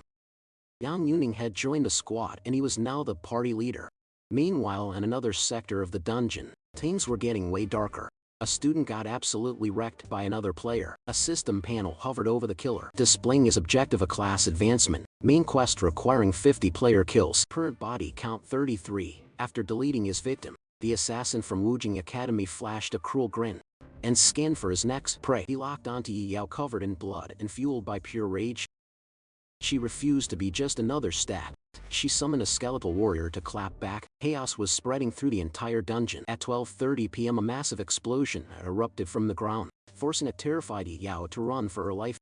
She managed to break away, desperately scaling a steep cliff face until she found a tiny ledge to hide on, crouching there and watching cautiously, just trying to survive this brutal trial. However, that Wujing Academy killer was already prowling the zone below. Her stealth attempt failed the moment her foot slipped, knocking loose some gravel. The assassin snapped his head up instantly, his sharp eyes locking onto her hiding spot. Moving with insane speed, he vaulted up the cliffside and landed right in front of a shocked Yao. He swung his massive weapon instantly. Yao barely dodged the critical hit, but the blade still grazed her, leaving a nasty wound. The assassin stuck the landing on the narrow ledge, actually surprised a girl like her had survived this long. He kept taunting her, claiming she'd wasted his time, though he admitted she had some skills. Maybe Xuanjing Academy wasn't total trash after all. Wounded and furious, Yao demanded to know why a student from a neighboring Wujing Academy raided her dungeon just to slaughter innocent people. With a sadistic grin, the attacker shrugged. No deep reason. He flashed his system interface, revealing that his level 10 class advancement quest required him to eliminate 50 players. Yao froze in horror. The killer explained he couldn't exactly trigger a massacre like that in his own city's dungeon, so he'd cruelly flown a private jet all the way here just to hunt. If you want to blame anyone, blame your trash tier academy for being the absolute weakest in the region. He sneered. He called her school soft as pudding, easy to crush, and charged again in a panic. Jiao summoned a skeleton warrior to tank the hit, but the defense was a total joke. The assassin laughed at her flimsy summon like it was made of wet paper. With one savage strike, he cleaved the skeleton in two, not slowing down for a second as he bore down on the defenseless girl. The Wujing Academy student grinned, making it clear there was zero chance she was getting away this time. He unleashed his signature move, a crimson vortex of death called the Flying Blood Blade Stab. Just as the blade was about to end her, a green arrow whistled out of nowhere and deflected the lethal strike. The killer roared in frustration, scanning the area for the intruder. Suddenly a squad of students burst from the tree line. Their leader, enrollment 11, stepped up to shield Jiao. She let out a breath of relief. The cavalry had finally arrived. Her classmates were here to back her up. Yanxi drew his glowing bow, locked it and loaded for a fight. Meanwhile, at high noon, in another part of the forest, Su Min just finished his grind. He dumped the gathered fragments into the system, and a crispy notification popped up instantly. Class change mission clear. He had officially ascended to the legendary sword god class. The promotion came with a massive stat boost, plus 10 points added to every single attribute. His mythical sword body talent evolved, doubling his raw strength instantly, speed, mastery, power. Everything was buffed. Su Min felt invincible. Surging with main character energy, he was ready to solo the hidden dungeon boss. He turned his attention back to Yan Yuning and tossed her the soul healer skill scroll like it was nothing. The system confirmed she popped the item. A radiant light engulfed her as she absorbed the new ability. The stats flashed on the panel: Soul Reinforcement, a high-grade platinum skill that is top-tier loot. Once activated, it burns soul power to boost experience gain by a massive 200, and it applies to the whole party. Sumin and Yan Yuning stood there, jaws on the floor. Sumin couldn't believe her RNG luck. She literally pulled a god-tier power-leveling cheat code. Realizing he was staring at a walking XP farm, a calculating smirk crept across Sumin's face. He flipped the script immediately and agreed to carry her through the rookie dungeon. Yan Yuning was over the moon. She knew a guy who could solo the Goblin Cave was way more reliable than those sketchy mercenaries her sister threw money at. Sumin sighed internally. He usually hated pay-to-win rich kids who bought their way to the top, but he wasn't stupid. He couldn't pass up a grinding buff that broken. Suddenly Jiao shot a DM to Sumin and he got the ping instantly. Seeing the alert, he raised an eyebrow. Why was she texting him right in the middle of a crisis? Back at the battle, the rival student was going absolutely feral. He was wiping out Yu Jiao's teammates one by one. In a chaos, Yancy tried to make a move. He fired a shot, but the enemy sidestepped it like it was in slow motion. Yancy froze. He couldn't wrap his head around how easily this guy dodged his best shot. The attacker didn't hesitate, rushing Yancy and another teammate with his massive greatsword. Seeing that beast charge at them, they panicked. He unleashed the flying blood blade. Stab again, boom. Headshot on the teammate, instant kill. Watching their allies drop like flies, Yancy and Yu Jiao fell into despair. This opponent was on a completely different level. Yancy looked around. His squad was wiped. Yu Jiao couldn't believe Wujing Academy bred monsters like this. Then it clicked. Yancy remembered the intel he read before entering the dungeon. There was a sword prodigy from Bayan City, a guy everyone was talking about. Lai Chenwan, the 10-star talent with the hidden class sword maniac. The killer raised his blade, walking them down. It was him. Lai Chenwan sneered as he closed the distance. Realizing only 2 targets were left, he complained about his slow grind. He had only racked up 35 kills so far. Yancy was next, gripping his bow. He realized the hard truth. A ranged carry is toast if he can't kite the enemy behind him. Yao dropped the bad news: her mana was tapped out. Summoning spirits for defense was off the table. Yancy grimly asked if the cavalry was actually coming. Yao frantically swiped to open her system interface. 0 notifications from Zhu Ming. The reality hit her like a brick. No one was coming to save them. Lei Chenwang cackled, mocking their helplessness. Then he launched a full-speed blitz, aiming straight to take out the archer. Tired of his pesky pot shots, but in a split second, Yao threw herself in front of Yanzi to take the hit. Too slow. Lei Chenwang closed the gap in a blink, smashing Yao's weapon aside and landing a nasty cut. He sneered at her arrogance, shouting that the weak have zero business playing hero. As he raised his blade for the kill shot, a sword streaked down from the heavens like a meteor, blocking the strike with a deafening clang. From behind, Yao heard her name and instantly recognized that voice. Sui Ming stepped onto the scene, declaring that she absolutely had the power to save everyone. Striding forward, memories flooded back. In his past life, she was the one who saved him. Yao's eyes went white. She'd specifically warned him to stay away from this death trap, but Su Ming just kept walking toward the enemy. In this timeline, he wasn't letting anything happen to her. He triggered his sword control skill, snapping his weapon back to his side. Lei Chenwang's face twisted in recognition. This was the legendary 10-star sword controller. Fueled by pure rage at seeing Yao hurt, Su Ming launched a direct assault. Watching from the sidelines, Yao and Yanzi were floored by the sheer intensity of the clash. Yanzi realized that with some range support, they might actually bat this win. Suddenly a warm healing aura washed over them. Wounds knitting together, they looked back to see young Yuning. She introduced herself as Su Ming's teammate, a soul healer, but pumping out that much healing was already draining her stamina. So she sat down. Yanzi knew having a healer was a total game changer. Yang Yuning admitted she was still kind of new to mastering her skills and needed a sec to recharge. Ye was stunned. Didn't Su Ming swear he was a solo player? Yet here he was with a squad mate. Moments later, Yang Yuning fired her healing back up. Patching them up, Yanzi urged her to hurry. Leaving Su Ming to 1v1 a monster like that was way too risky. Yang Yuning just smirked. Don't sweat it. Su Ming is on another level. Meanwhile, Su Ming was relentless, raining blows on Lai Chenwang and forcing him back step by step. Dodging for his life, Lai Chenwang finally got serious. This kid wasn't just some random sword user, his movement tech was insane. After shoving the villain back, Su Ming suddenly held his ground. Lai Chenwang laughed, admitting the kid hit harder than expected. Let's settle this today. He declared me the 10-star sword maniac of Baiyuan City. Were you Su Ming, the 10-star sword controller of Shuangjing Academy? Hearing the title, Su Ming paused. He remembered this guy was a big shot in his previous life, even if they'd never crossed paths, but in this timeline fate brought them together early. Without hesitation he dashed forward to test whose steel was faster.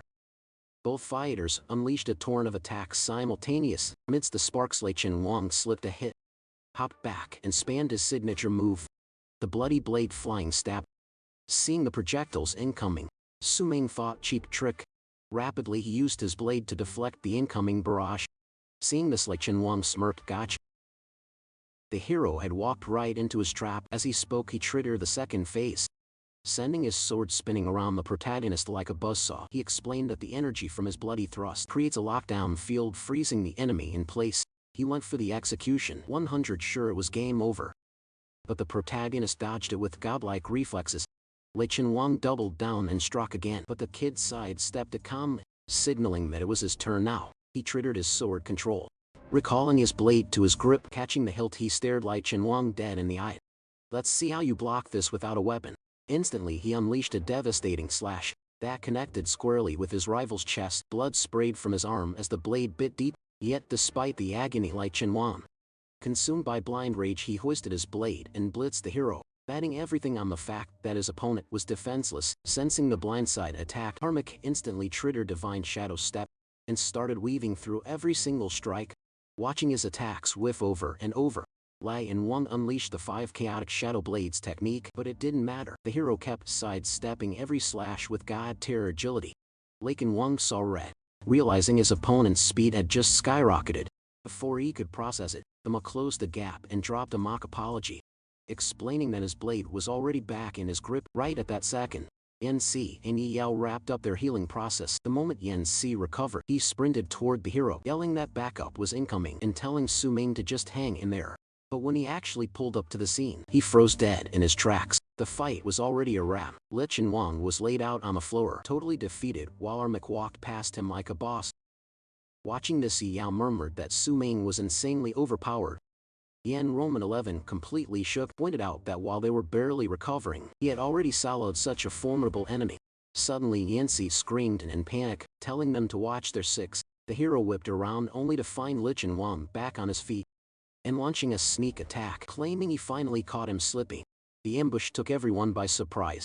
Yahello shrieked in horror as Lei Wang slashed the hero's back, unleashing his ultimate move, the torrential forest, swift blade exploding with an intense red aura that swallowed the entire battlefield.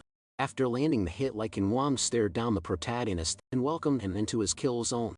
Yahello bolted toward the formation to save Su Ming, but Enrollment 11 grabbed her wrists to stop her, explaining that charging in now would just be throwing her life away.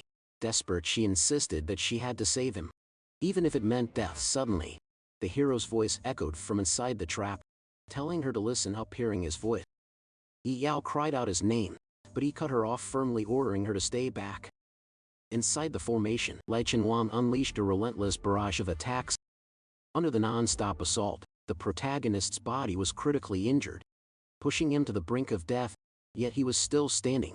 While spamming attacks, Lei Wang roared in fury, confused how the hero was still breathing after taking so much damage. Just then a voice popped up right behind him, asking if he was sure those hits actually connected. Totally blindsided, Lei Wang realized the sound wasn't coming from the front. Simultaneously, the figure of the hero in front of him started to glitch and fade away. Seething with rage, he realized he had been fighting a decoy the whole time. The clone vanished completely, and the real protagonist stepped out from the shadows behind him, blade in hand, cool as ice. He explained that he finally figured it out, noting that no matter how hard he thought, he never expected a mere sword controller to have this level of skill. Right then he propped the 5-piece bonus of the Shadow Sword set, a low-level platinum gear set. A system notification popped up, Darkness Surge, indicating that all sword skill would now deal additional damage with a dark attribute, completely bypassing physical defense. Plus the set skill Shadow Clone generated a decoy for defense, and if it took a hit while active, it triggered a counter slash, dealing 50 of normal damage. Seeing the hero's full loadout, Lei Wang started sweating bullets, claiming drop sets didn't exist in the beginner dungeon, leaving only one explanation. The hero had already cleared a specific hidden quest. The Ma calmly confirmed he had indeed finished the initial job change quest. He leveled his blade straight at Li Qingwang and ready to strike. Seeing the attack incoming, Li Qingwang, a mix of nerves and rage, realized the hero was actually faster than him. In a split second, the MC's blade pierced right through him, exiting the other side and making blood spray violently. While landing the hits, the hero coldly declared he was about to slaughter him. He unleashed a combo of slashes, but suddenly Li Qingwang whipped out an artifact and tossed it forward. As it activated, a blinding light flooded the entire arena. The protagonist threw up a hand to shield his eyes from the glare. From a distance, Yanxi and Yan Juning clocked the object and their jaws hit the floor.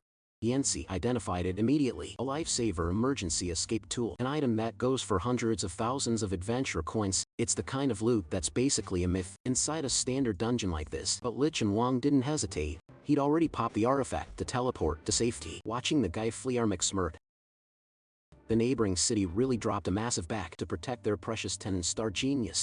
Zero expenses spared. A few hours later, we cut straight to the director's office. While scanning the dungeon metrics, a staff member paused something and the code looked glitched. Behind her, the director was busy slurping down a bowl of noodles. Between bites, he asked if the real-time player rankings were ready yet. Not yet, she replied, frowning at the screen. But the kill logs are weird. A bunch of players got wiped out at the 9 o'clock position. Between 12 and 12:30, the director shrugged it off. Dungeons are dangerous. Did a squad run into a boss mob? That's the thing, she countered. The damage analysis confirms they were deleted by another player's data, and the ID signature doesn't match our region. That finally made the director pause his lunch. He narrowed his eyes. The neighboring city was pulling dirty tricks again. Archive those logs securely. He ordered every city's beginner dungeon was a race to see who could speedrun the clear first. And historically, Shuangjing Academy was considered the bottom of the barrel, easy prey for everyone else to bully. Shaking off the mood, he asked for a citrip on the student's progress. The assistant scanned the map. Looking solid. Our students have secured most of the teleport zones. Limited live feeds show the top-tier players are making moves. They're forming massive raid parties to take on the boss phases. Leading the charge is the Sang family's young master Santang, the 8-star magic hammer warrior. The director nodded at the screen. Just as expected, that kid is a beast. He did some quick math. Santang was level 6 hours ago. The standard beginner boss is a level 12 mob. With that size of a raid group, he estimated the kid should be pushing level 10 by now. Hopefully he'd crush the boss soon and bring home the W. Suddenly, a male student shouted that the live rankings were finally loaded. The director rushed over. The student pointed at the screen, buzzing with excitement. You were right. Santang is level 9, practically 10. He's tied for first place on the live board. The other one is Yanxi, right? The director guessed spot on. The student confirmed, and looking at second and third, right on their heels are 2 female students. The undead summoner Yao at level 7. And the spirit healer Yan Juning, sitting at level 8. The assistant Bean. The girls are absolutely slaying this year. The director frowned. Any sign of Suman on the leaderboard? She scrolled down the list. He's not even in the top rankings. Refresh it, the director demanded. Where is he exactly? What's his level? Another student pulled up the MIC-specific profile and gasped. Found him, he's level 2. The office went dead silent. According to the logs, the student stammered. He hasn't leveled up once since getting first blood. Smash cut back to the dungeon. Armik stands over the fading corpse of a massive elite famed beast. The second it dropped, his XP bar exploded. He shot straight to level 14. System notifications flooded his vision. Not only did he power level, but he also unlocked the hidden level 14 armor set. Yao and Yanxi were standing right there. Yao checked her stats. She'd hit level 8. This is insane, she cheered. We've been grinding for barely 2 hours, and we're flying through levels. Yanxi flexed. I'm already level 10. I'm actually strong enough to solo the dungeon boss now. It's all thanks to Yan Juning's XP boost buff. He admitted that multiplier is broken. Yan Juning, now level 9. Smiled softly. Don't thank me. Thanks Sumin. He gave me this god-tier skill book in the first place. Gagao is absolutely buzzing, hyping up the squad like they're the next big thing. Sustain that boosts XP check. Yanxi delivering pinpoint DPS from downtown check. Her own summons tanking for the crew double check. But the real MVP, having a powerhouse like Sumin calling the shots. Armik stays cool but telling them to chill out. Don't gas me up, he says. Brushing it off. I'm just tagging along for the ride. Gagao isn't having any of that humble attitude. She snaps back, reminding him that if he hadn't clutched up Lichen, one's sword would have turned her and Yanxi into shish kebabs. She recalls the absolute spectacle of him dominating that fight. With their current synergy, she's convinced they could steamroll the dungeon's normal boss. You're not wrong, Su Mink admits. But we're not here for the small fry. He whips out a mysterious key. We're hunting the hidden boss. The target way out of their league. He holds up the water wave key. Fresh loot from that elite beast they just dropped. Key in hand, he drops the lower to trigger the secret boss. In this newbie dungeon you can't just walk in. They gotta solve 3 system-generated riddles and gather specific artifacts. It's puzzle time ping. First riddle flashes on my hood. When the silver moon hangs by the shore, green waves part and red armor sleeps in the cold abyss core. Right on cue, a spectral silver moon manifests in the sky. Sumink locks onto the visual cue immediately. It's all about positioning. Since this starter dungeon doesn't have dynamic weather systems, he figures there's only one spot where the vegetation naturally grows in a crescent shape. The hidden boss is waiting right beneath the lake's surface. Boom. He leads them straight to the water's edge. Second riddle pops. Lake water turns to mist, added by iris petals beneath sunken sand. The armor keeps the ancient back. He grins, he's been prepping since step 1.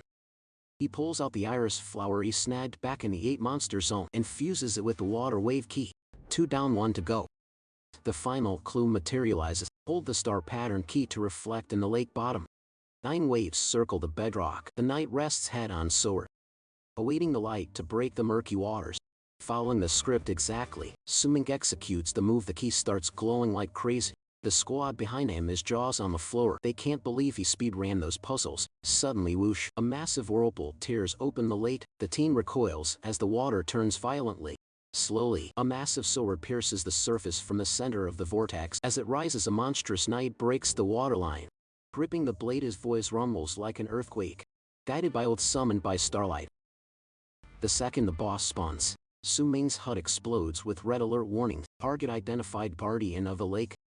The lost knight, no time to gawk. Sumink instantly spams invites to Yancy and get out, locking himself in his party captain. Battle stations now as they snap into formation. The system announces the hidden boss challenge has officially started. Up to 15 minutes later, Sumink and the crew are cowering in some bushes. Yancy looks skeptical. Are you sure about this? Is hiding really the play here? Igao adds, sporting a super awkward, nervous smile. She suggests trying literally anything else. Suminki completely ignores them. His eyes are glued to the boss, who is currently tearing through the forest like a runaway freight train, smashing everything he points. Look at that, watch how he moves. That speed is terrifying. You really think we can take him head on? The boss's mount has a movement speed of 500. The lost knight is level 19. Stats 301 strength, 250 constitution, 102 for agility and spirit, 10 luck, and again. That mount speed is a flat 500. He's rocking level 5 heavy armor mastered. The team reads the stat sheet and starts sweating bullets. Sumink drops the hard truth. Even if we combined all 4 of our speeds, we wouldn't even hit half of his velocity. Suddenly screams echo through the woods. Some random players were scattering like roaches, screaming in pure terror as they tried to process the nightmare they just walked into. None of them could wrap their heads around it. A level 19 hidden boss spawning out of thin air. That's basically a death sentence. The lost knight was an unstoppable force, carving through players like butter while the forest drowned in their agonizing screams. Safe in the distance, our main character's squad watched the massacre unfold. Eyes wide with horror, Yancy was visibly shook, murmuring that this was already the 3rd wave of nearby players to get completely wiped out. Yang Yuning was trembling, realizing the clock was ticking. They were the ones who summoned this beast, and they needed to move now. Right on cue, Jiao sprinted up from the rear, breathless, but reporting that she followed the protagonist's orders to the letter. They'd burned through the team's entire stash of mana potions to prep the delayed trap. Hearing this, he gave her a genuine nod of appreciation. No time to waste. He barked orders at enrollment 11 and Yang Yuning to execute the plan. They shouted their confirmation and scrambled into position. As the protagonist moved forward, his mind raced in his past life. He'd never been crazy enough to challenge the starter dungeon's hidden boss. Even with all his experience, taking on the beginner dungeon's secret boss was uncharted territory for him. Most newly awakened players wouldn't dare summon this nightmare so soon after gaining their powers. It was practically suicide. Plus, since this dungeon is a one-time clear, nobody knew the boss's true form, just vague clues from old logs he'd memorized. But even he didn't expect the boss to be riding a mount with a speed stat of 500 that changed everything. To kill it, they had to ground it first. Once everyone was set, Yancy triggered his multi-shot skill. He unleashed a torrential rain of arrows, sending a deadly swarm screaming straight toward the boss. The lost knight casually drew his blade, deflecting most of them. The few that actually connected just bounced off his armor. 0 damage thanks to heavy armor mastery level 5. Yancy realized his ranged attacks were basically tickling the guy. Suddenly a system notification popped up. The Guardian of the Lake had locked onto a new aggression target. Reading the play, the teen shifted gears. Perched on a hill, Yancy shouted that he'd successfully pulled the boss's attention. Yang Yuning confirmed the signal and immediately triggered her ability. Meanwhile, our protagonist slipped into his ambush spot, a faint smirk playing on his lips as he ran through the strat. Phase 1, Yancy pulls aggro with precision shots. Phase 2, Yang Yuning drops a smoke screen on the enemy's path. The goal totally blind him. It was a nasty little trick they'd picked up back in the Goblin Caves. Like clockwork, a thick cloud of smoke engulfed the zone, leaving the boss completely disoriented. The Lost Knight swung his weapon wildly, searching for a target. Just as skeletal hands burst from the earth below, they clamped onto the mount's legs. Yahello had triggered her summon skill right on time. The trap sprung, forcing the massive beast to fight for its balance. Yahello watched in awe. If the protagonist hadn't walked her through it, she never would have guessed you could stack basic summons into a delayed trap like this. While the beast struggled, another volley of arrows came whistling down from a distance. Yang Yuning slammed him with spirit absorption magic to tank his speed. The hidden boss was officially surrounded. Watching the chaos, the protagonist stepped forward with icy determination. Phase 3 was a go the plan. Lock down the mount using Yahello's skeleton trap, stacked with Yang Yuning's slow debuff. He realized he couldn't have pulled this off solo. He needed the teen seizing the opening. He blitzed the Lost Knight from behind, grabbing him and torquing his body with massive force. He literally ripped the boss out of the saddle and slammed him into the dirt, screaming, "Get off your high horse." After being a pain in the neck for way too long, the knight hit the ground hard, but he scrambled back to his feet instantly. The boss locked his death stare onto the protagonist. Meanwhile, the squad was hiding in the bushes, prepping their next move. Seeing the boss finally separated from his mount, Yang Yuning couldn't hide her hype. "We actually took him down," she cheered, but Yahello warned them to stay sharp. This was only phase 1. Everything was playing out exactly like the script the protagonist laid out 10 minutes ago. Back then, Yahello, "I've been worried. We're going to empty our mana bars just to ground him. We won't have anything left for the actual fight." The protagonist had looked her in the eye, totally unfazed. "That doesn't matter. That's enough," he'd said. Then, flashing a confident grin, he added, "When the time comes, I'll handle the rest." Back in the present, the protagonist coolly pulled his sword from his inventory. He squared up, launched himself like a rocket, and declared he was gonna solo this freak. He slammed into the Lost Knight, triggering an all-out brawl. The boss reacted instantly. Swords crashed head-on, sparks flying as they traded rapid-fire blows. The shock waves were insane, rippling out so hard his teammates felt the vibration. Way back in a safe zone, watching the chaos, Yancy stepped up, nerves frying. She realized this fight was getting way too violent. She couldn't believe Sumank was actually soloing a hidden boss of that caliber. She refused to just watch. She prepped her skills to jump in, but Yahello blocked her path. With a chill smile, he reminded her to trust the process. Suman called dibs on the boss, and they had their own job to handle. Meanwhile, our main character triggered Divine Shadow's step. Blurring around the Lost Knight, he blitzed the enemy from every angle, stacking damage. But the knight wasn't slow either. It kept charging, trying to clap back. The mech locked and parried the strike, and analyzed the situation with ice-cold logic. Too slow. He scanned the mob stats. Everything looked standard except speed mounted. This guy was pushing 500 now. He tanked to a measly 55. That was his base speed without the horse. Realizing this, he instantly whipped out a vicious slash. He carved across the Lost Knight's chest, deciding right then that hidden bosses aren't all that hype.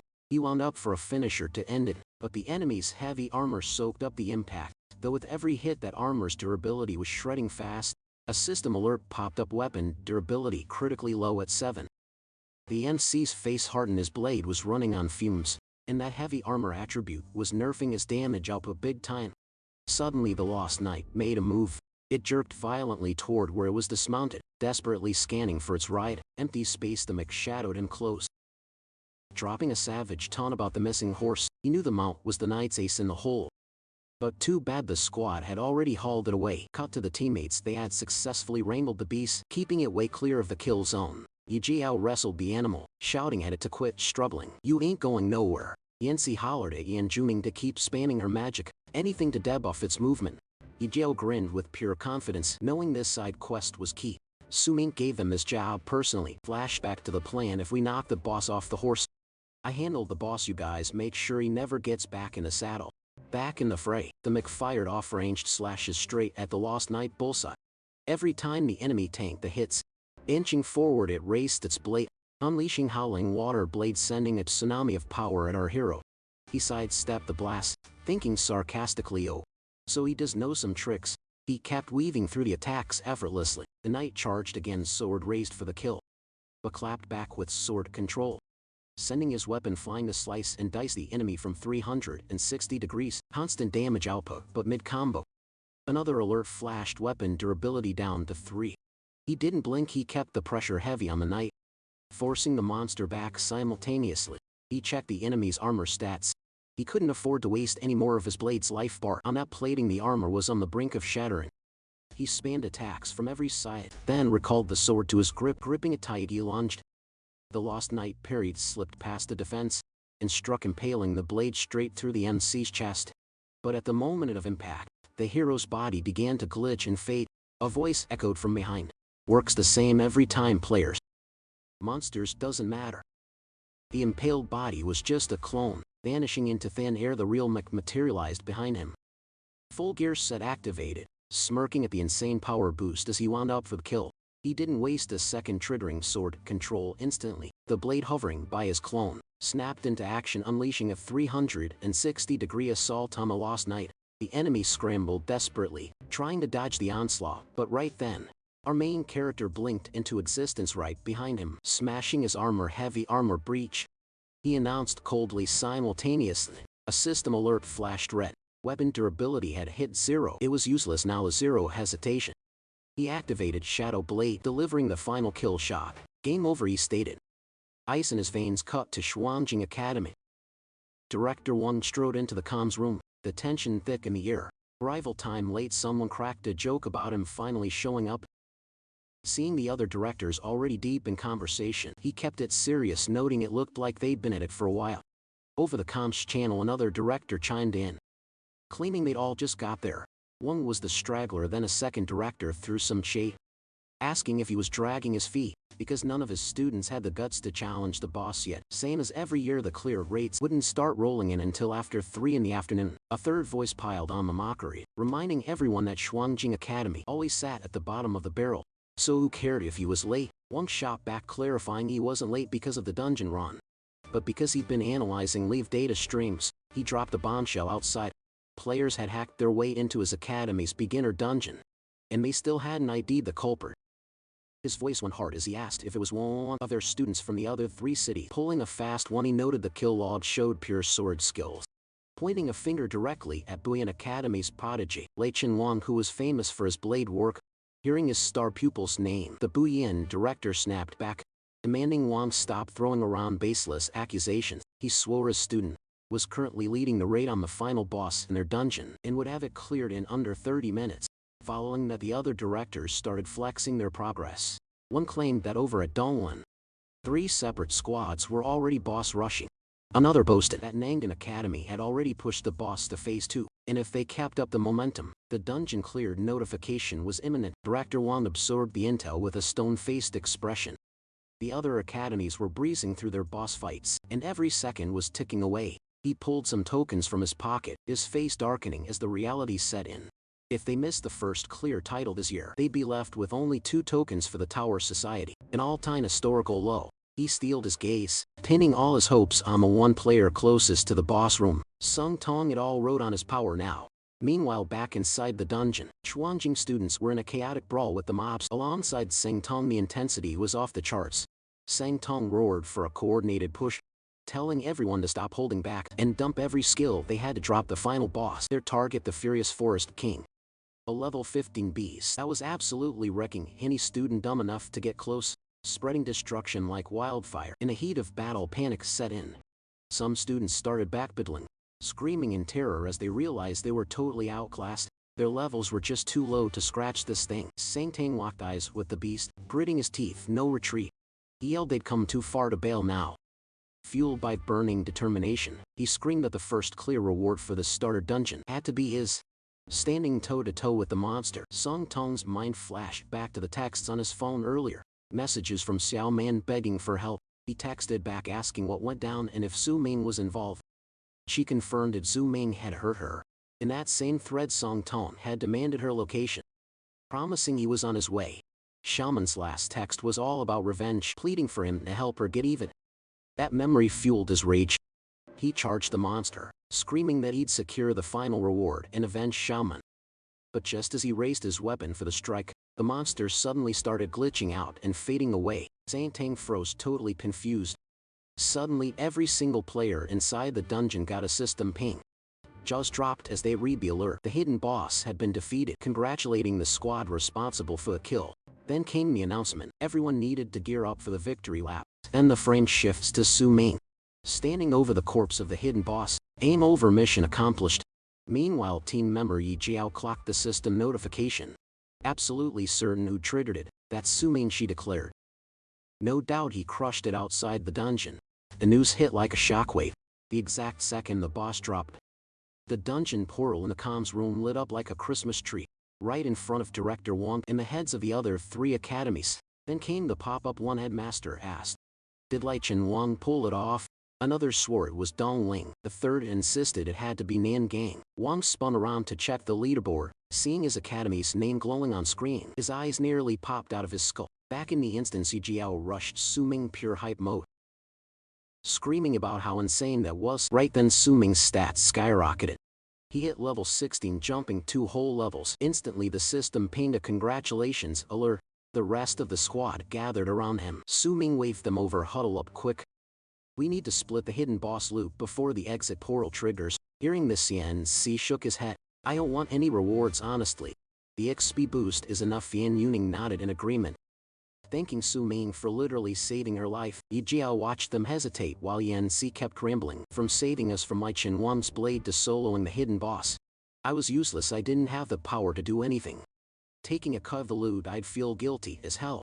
But while Yan Si was still monologuing, a reward notification flashed in his face. The captain transferred the Rot Siphon bow directly to him. A level 20 item for expert archers. It's passive. It burns through spiritual energy to add a random magic effect to every single arrow fired. Then Yan Yuning got a ping. The captain assigned her the Soul Heart necklace. It buffs soul power storage and boosts absorption efficiency. That tier gear for a spiritual healer. Yi Jiao wasn't left out either. Su Ming tossed her a summoning scroll, the blood-armored undead. Once she learns that skill, she can summon the actual hidden boss, the blood-armored undead knight. The summon stats, they scale based on the player's attributes. Seeing their faces, Su Ming grinned. "This loot is class-specific. It's tailored to your profession. It means the dungeon recognizes you as part of the team that took down the boss. It's not just me. Without you guys, this run wouldn't have been possible." He stated it like a fact, not a compliment. Suddenly a mechanical voice boomed through the dungeon, congratulating all challengers on clearing the F-rank instance. Furious Tide Forest. Total clear time clocked in at 8 hours and 20 minutes. Hearing the announcement, Su Ming signaled the team, "Time's up, let's bounce." The portal swirled open behind them. Walking toward the light, he broke it down. "Every time you clear, you hit the settlement phase. Contribution rewards get dropped once we're back in the real world. Once we exit, a personal portal spawns for every surviving player." With a satisfied smirk, he signed off. "Great work, everyone. We're all alive. Mission success."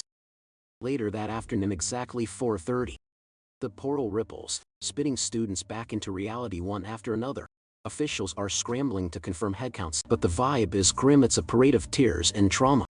Some kids stumble out bleeding. Others are physically fine but emotionally shattered, unable to stop the waterworks. They watched friends and family get wiped out in a trial. One student, choking back, sobbed.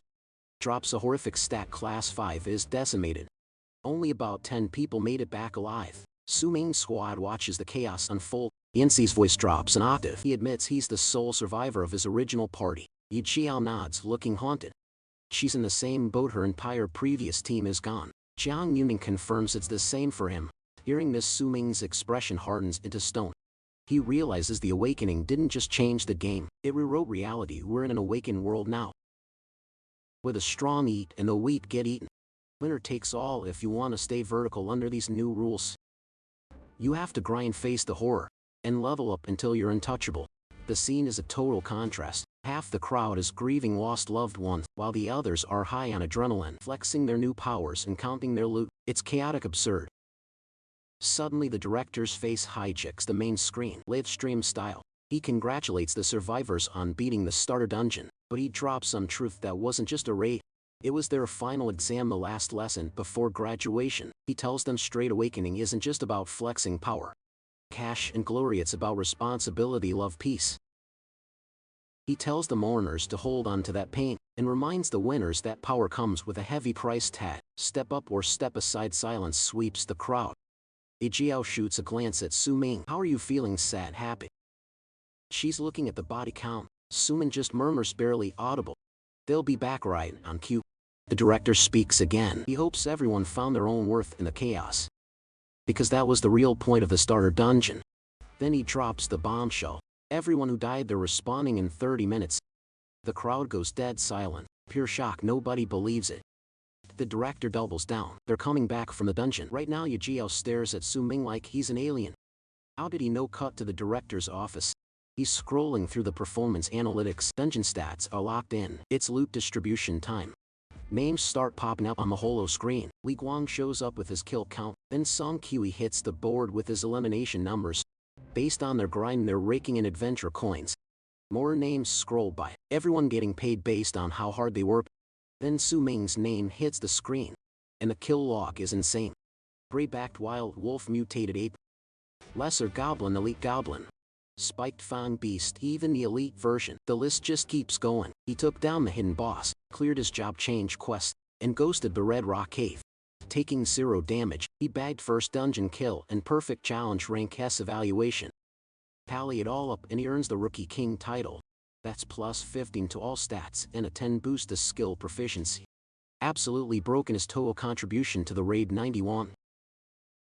A total carry. Suddenly, the door creaks open. Director doesn't even look up. You're late, it's Su Ming. The director points out Su Ming took first place in the school and the city rankings. Su Ming just shrugs. I overslept. The level leaderboard flashes up. Top spot Su Ming, level 16.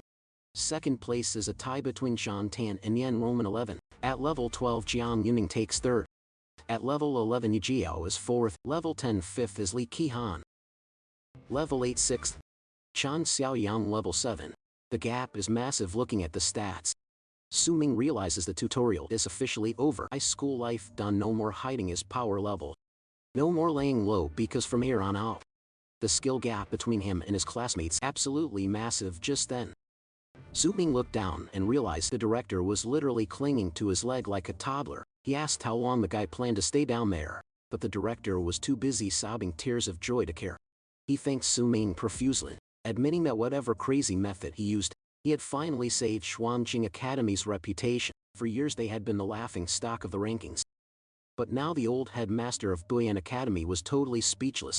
That guy used to trash talk them at every inter-school meeting, but Su Ming had just silenced him for good. Their academy was now ranked No. 1 across all 4 neighboring cities, and Su Ming had swept first place in every single starter dungeon. Hearing the hype, Su Ming asked where Lei Chenwan from Buyan Academy ended up. The director explained that the so-called genius, the sword freak, only managed to scrape by with 3rd place overall. Apparently, he took a nasty hit halfway through which tanked his boss clear time. Then the director got serious. He asked Su Ming how he actually pulled off beating the hidden boss. Even with 10-star talent, he was still just a sword controller, a class that's notoriously weak in the early game. Plus, Su Ming didn't come from a wealthy family, and definitely couldn't afford pay-to-win gear. Yet he somehow soloed a boss way above his level. In all his years running the school, the director had never seen a student this overpowered. He doubted the starter pack items were enough to explain that kind of damage output. Su Ming played the humble card, claiming it was just pure luck, saying the RNG gods smiled on him with good skill drops. Hearing the word luck, the director looked skeptical, wondering if the starter dungeon loot table was really that generous. Su Ming quickly added that his team's equipment helped a ton, and honestly, without his squad, he never would have taken down the hidden boss. Internally though, he knew he couldn't just tell the guy he was a regressor. Playing on New Game Plus, the director beamed, saying this proved Su Ming wasn't just a combat genius, but a natural-born leader too. He mentioned that the other students had already grabbed their top 5 rewards earlier, and that Jiao wouldn't shut up about him. Swearing she saw his power firsthand, Su Ming took a small step forward, remembering she texted him that morning to hang out, but he'd left her on read. She always tried to hype everyone up. It was almost embarrassing. Suddenly the director flicked a token through the air. signaling him to catch it. Su-ming spun around and snatched it mid-flight, his eyes widening as he recognized the Sky Tower assembly pass.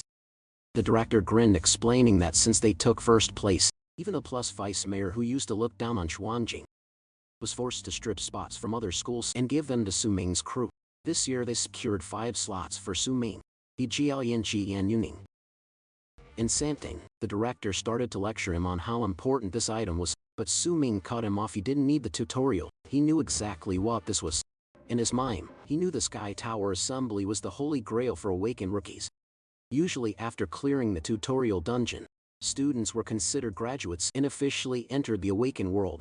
Most of them were stuck grinding low-level dungeons. Inching forward safely, it was low risk, sure, but the progress was painfully slow. But holding a Sky Tower token, that was the fast track. The challenges were insane, but the loot was legendary and the XP gain was off the charts.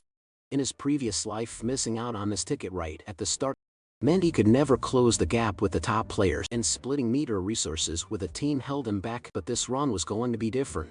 He was going to exploit every advantage and prep for the endgame. The director reached out to shake his hand, congratulating him on officially awakening and graduating from Xuanjing. But then came the warning: future battles wouldn't be like the starter dungeon. There are no respawns here. From now on you only get one shot, and every fight is a gamble with your life. He told the hidden genius to go out there and make history. Su-ming smiled, shook the man's hand, and thanked him. The scene shifts to the high-end district of Xuanjing City, where Yan Yuning was just getting home. The moment she opened the door, her dad rushed over, crushing her in a hug. Just relieved his little girl made it back from the dungeon in one piece. On top of securing 3rd place at the academy, the dad noted that the backup team Yan Lan brought in looked pretty capable standing nearby. Yan Yuning's older sister just smiled, admitting that this time the glory didn't belong to her crew, but to an awakened student named Su-ming, who practically carried Yan Yuning. Yan Yuning didn't hesitate to confirm it.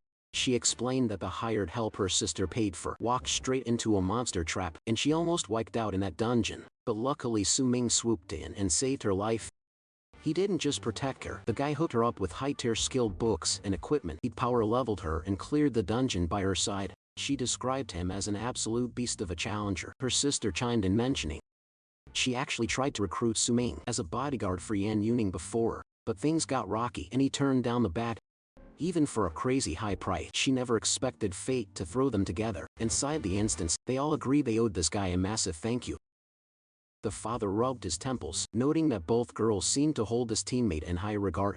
So they needed to find the perfect moment to show some formal gratitude. Then getting hype, he said he actually wanted to meet and awaken this powerful himself.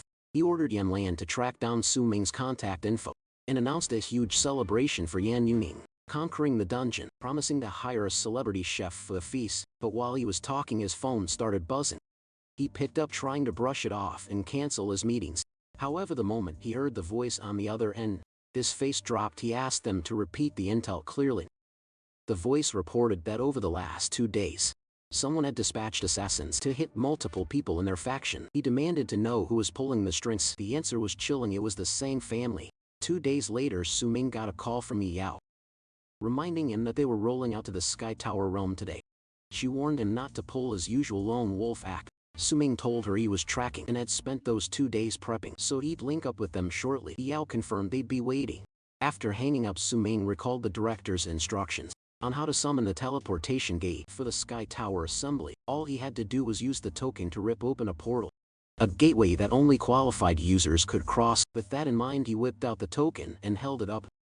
Upon activation, a rift opened in front of him, followed by a system notification confirming his qualified status. Seeing the portal sparked a rush of excitement. He took a step forward and crossed the threshold, thinking about the new grind starting in the Sky Tower. The scene shifted instantly to the location. Su-ming stepped out of the portal, staring up at the colossal structure looming before him. This was the 100-level tower, the heart of the assembly. A smirk crossed his face as he remembered that in his past life, he only made it here way too late in the game. Now he watched as challengers from all over the country, clutching their own tokens, teleported in one after another, all ready to take a crack at this place. The adrenaline was kicking in. To enter the tower, he quickly flashed his token for verification. A system prompt popped up, confirming his identity as Su-ming. The massive doors creaked open, taking in a view inside. He was actually a little caught off guard. Right then another alert popped up, telling him to hold tight for the opening ceremony. In the first floor lobby where all the rookies had to gather, Suman walked through scanning the environment, noting that this hall was totally different from the one in his past life. This time it was way more massive. Suddenly someone shouted his name. Turning around he spotted Yi Yao, Yan Shi, and Yan Yuming.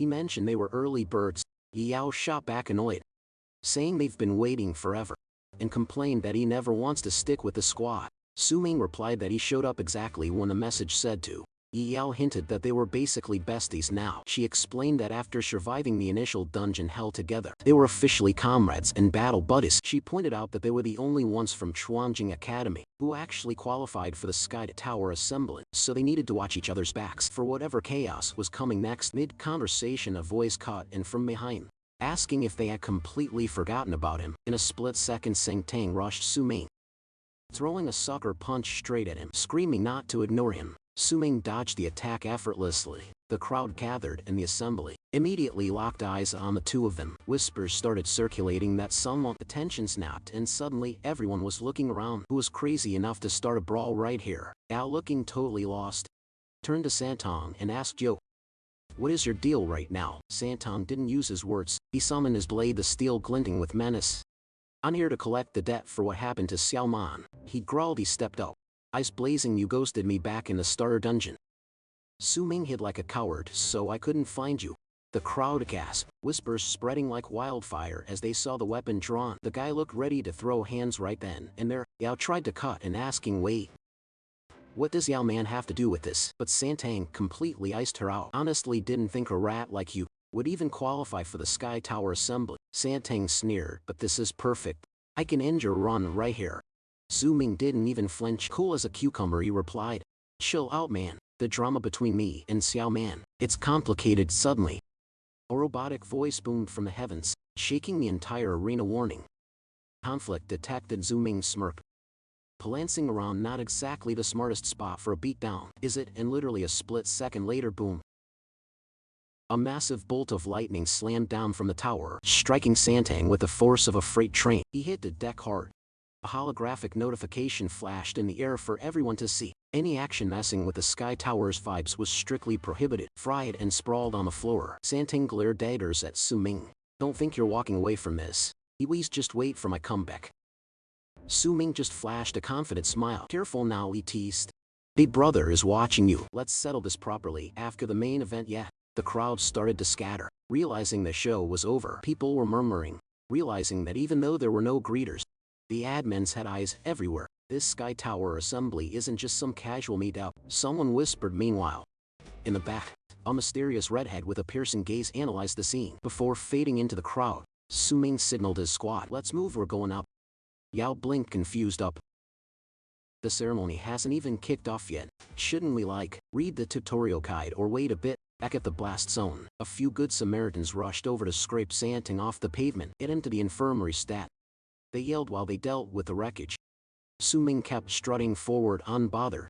He glanced back at his team. Skip the line. Reading the manual is strictly for noobs who don't know the meta. The real cheat code is hidden in the seating arrangement. Yao's jaw dropped. Dude, isn't this your first rodeo too? How do you know all this? Suming winked.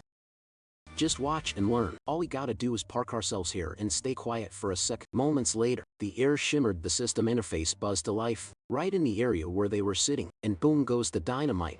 Suming grinned. Welcome to the Sky Tower's hidden selection menu. Yao stared at the screen, completely shook. Seriously, I'm speechless. Armic is out here using secret cheat codes that don't even officially exist yet. Suddenly the system alerts everyone. The Sky Tower Assembly has begun. It's a brutal 100-floor gauntlet. As the crowd stands there, frozen and confused, Suming just eyes the hologram, cool as ice, still in full speed run mode. The wealthy healer signals the archer to snag a seat, immediately realizing those chairs are the literal keys to the tower. Our boy locks in the game mechanics. This is a vertical race. The higher you climb, the more legendary your final rank becomes. Ties are broken by speed and pure skill. Our girl realizes that in this game, every second counts, or rather, every point. Suming drops a bombshell. The entire opening ceremony is a massive trap. It's an observation test. Waiting for speeches is for noobs. The real pros start their ascent right now. The devs want to see who's sharp enough to find the secret path alone. Suman offers his squad another carry. He asks if they're down for a round 2. Like the beginner dungeon, the healer is already in.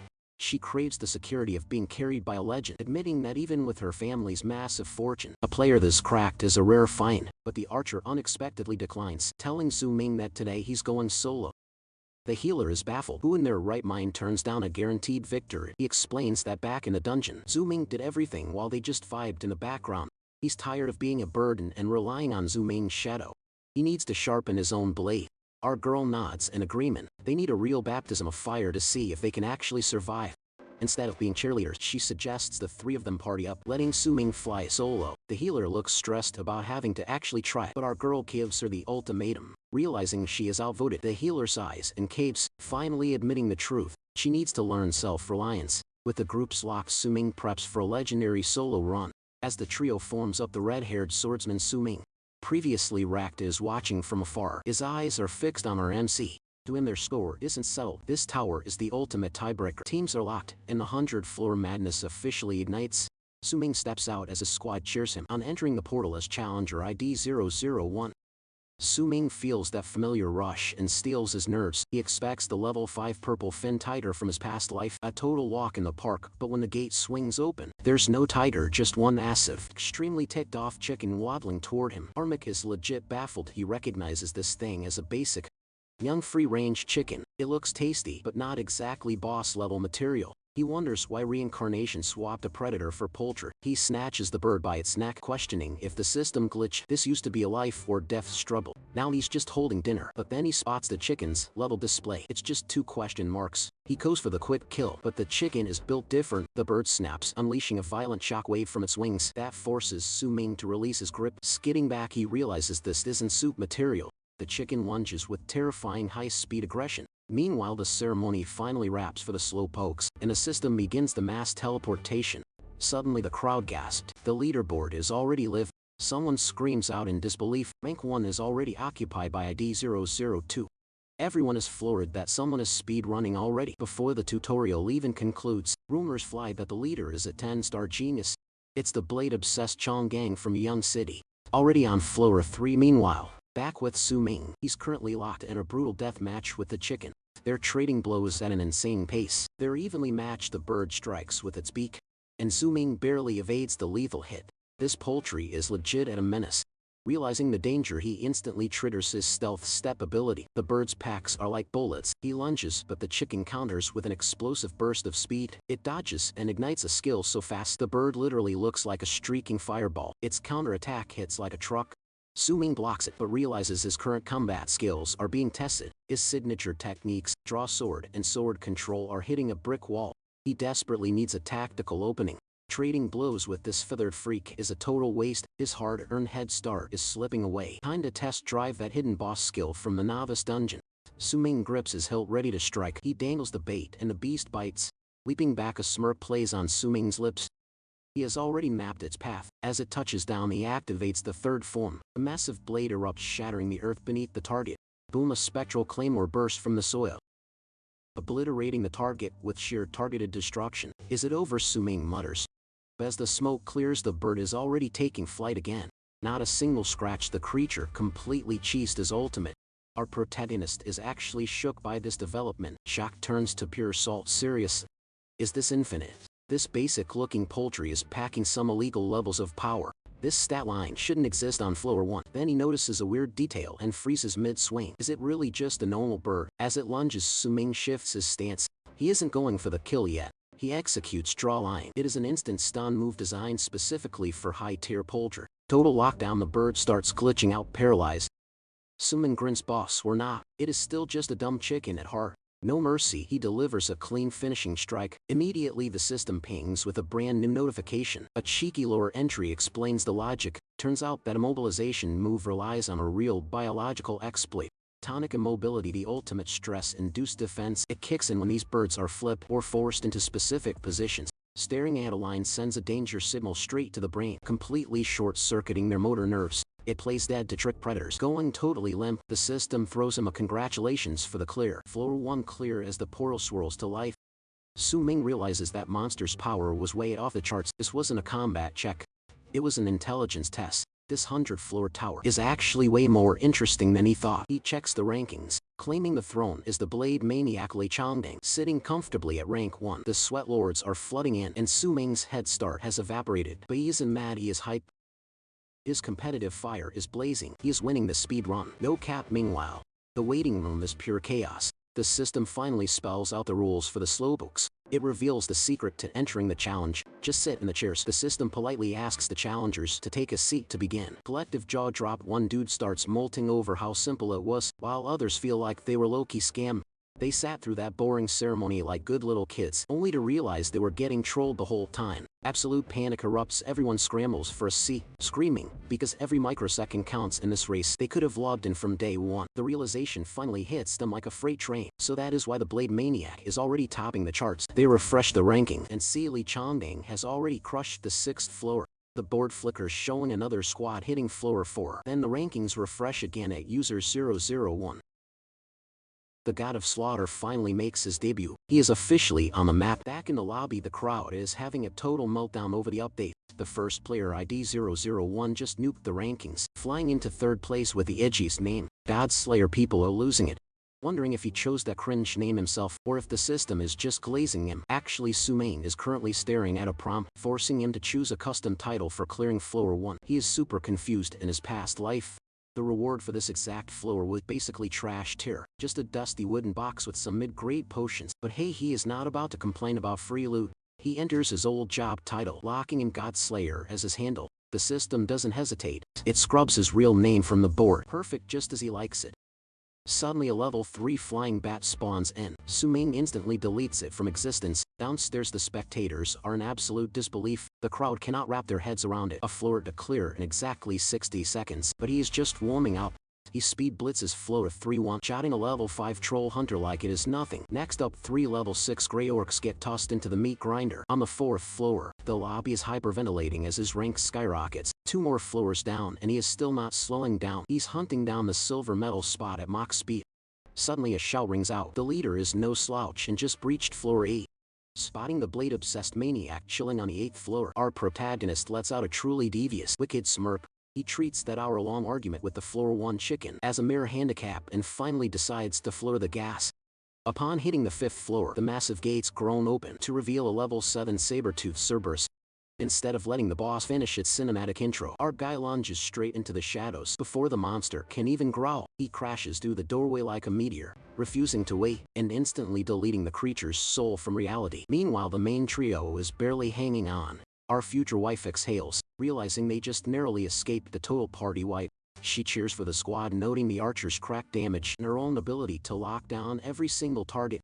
With their healers sweating overtime to keep those HP bars green, their synergy is finally starting to look god tier.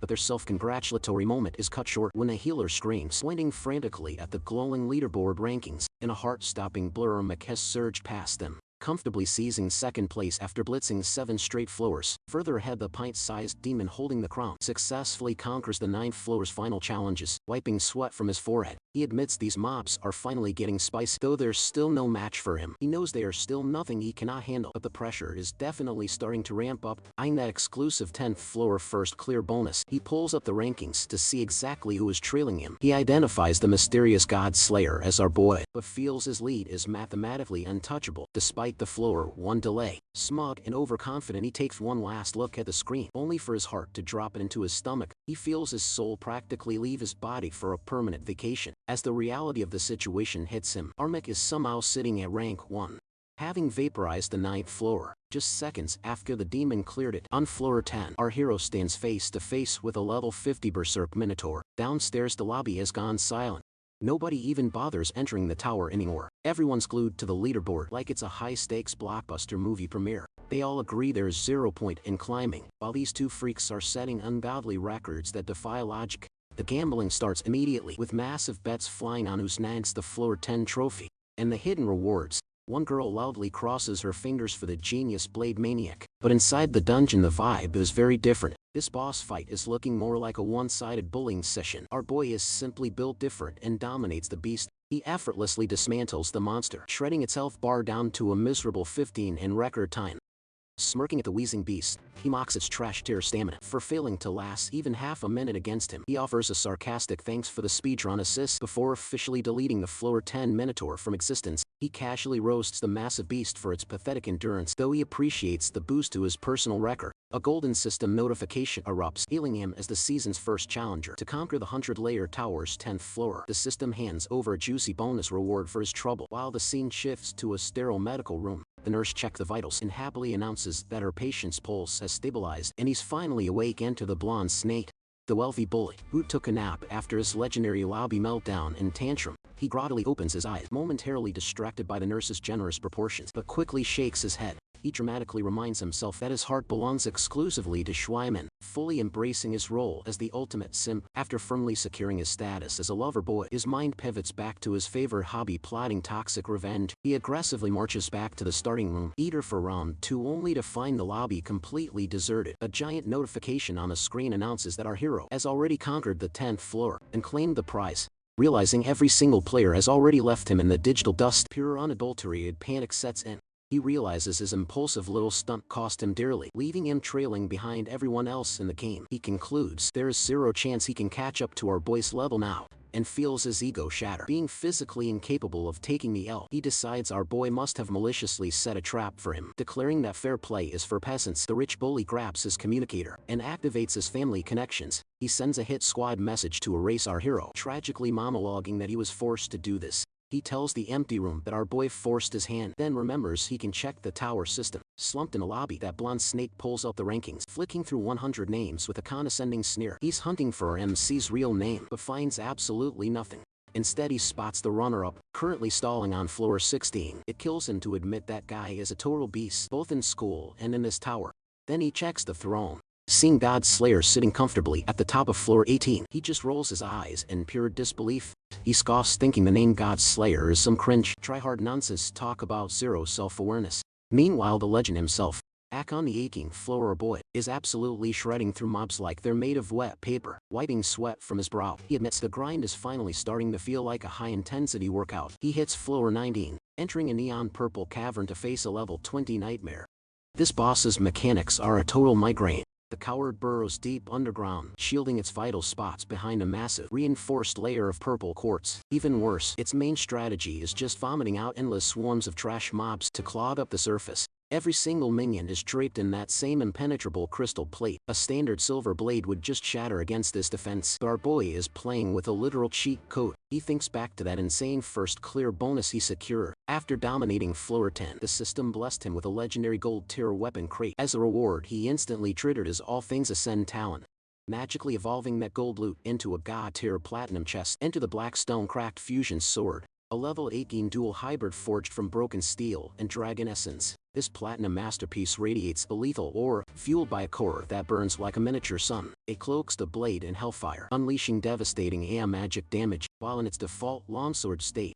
The raw power is insane, but the weight kills his mobility, making it a liability against swarms of tiny monsters surrounded by crystal pests. He isn't even sweating. He just casually taps into the weapon's special property menu. He triggers the broken blade feature, causing the heavy steel to split into two lightning fast, one-handed sabers. He trades raw impact for a 50 speed buff, perfectly synced with his origin sword body talent bonuses. Now his lethality and velocity dance in a flaming rhythm. Meanwhile, life is going downhill for the second place demon. Stuck on floor 17, his HP is deep in the red, as he desperately brawls with a level 18 Tryon. Gasping for air, he realizes he's hit a dead end. This wooden titan is weak to fire, but he went in solo with zero fire attributes. He's basically hitting a brick wall. He starts violently raging about his terrible luck. He hasn't pulled a single decent stat buff. Losing that race to our boy meant he only got a trash tier reward. That silver chest was a joke, dropping a magic accessory that's completely useless for his physical sword build. Drained and desperate, the blade maniac gets hammered back by the boss's massive strike, questioning his entire existence. Hovering at death's door, he curses the fact that falling behind our MC forced him to accept garbage gear. That dead weight magic item is costing him everything he knows. If he pushes any further, it's game over. Before the system deletes him for good, he swallows his pride and officially throws in the towel. Suddenly the global feed explodes with elimination alerts, as players start dropping out like flies. From floor 7 to 11, challengers are tapping out. Our boy watches the chaos unfold with a smirk. He realizes he's finally pulled ahead. It's time to finish off this crystal lurker on floor 19. Once and for all he rains down a savage aerial combo, smashing the beast shell and dragging its true form into the dirt. He mocks the creature for hiding, before a gold alert confirms the floor has been successfully conquered victor. Meanwhile the broadcast keeps scrolling with news of the entire party getting annihilated on the higher floors. Floors 12 and 13 are slaughterhouses. Then the big announcement: the Blade Maniac has officially been eliminated. Seeing his rival fall at floor 17, our boy actually gives him a respectful nod for the effort. Reaching that high on a debut run is legit insane, especially since the tower's difficulty spikes after floor 10. Using his regression memories, he knows floor 20 is where the real nightmare begins, and stats go nuclear. He's pushing his absolute limits, but hitting level 20 right now gives him the perfect opportunity. Now that he's reached the threshold, it's time to unleash a forbidden move from his past life. As a sword god, he steps onto the 20th floor, coming face to face with a massive titan, the level 25 Seal Knight. Our boy revs his speed and blitzes the knight, but the steel giant parries every strike with chilling ease. Completely unscathed, the colossal floor guardian retaliates, discharging a lethal surge of violet energy. The projectile connects perfectly, forcing our hero's health bar into a desperate violet tailspin. It vanishes by a third. Instantly he realizes his current stats are completely outclassed here. Facing a one-hit kill scenario, he accepts that even a legendary reincarnator has his limits. He's hopelessly underleveled for this floor, yet he isn't bothered. This was always the plan. This raid was just a field test for his newest toy, the Shadow Blade, a level 20 skill from his past life that he cherished. Suddenly, he's enveloped in a terrifying crimson aura as he blitzes the behemoth. Meanwhile, down in the lobby, defeated challengers are being warped out. A frenzy of gossip ignites among the stunned survivors. One warrior admits he got folded on floor 10, while another tryhard boasts about surviving until floor 12. Despite the ego clashing, they all agree on one thing: the monsters beyond the 10th floor are fundamentally broken for any normal human player. They stare at the rankings stunned, wondering what kind of monster this god slayer is to be casually blitzing the 20th floor on his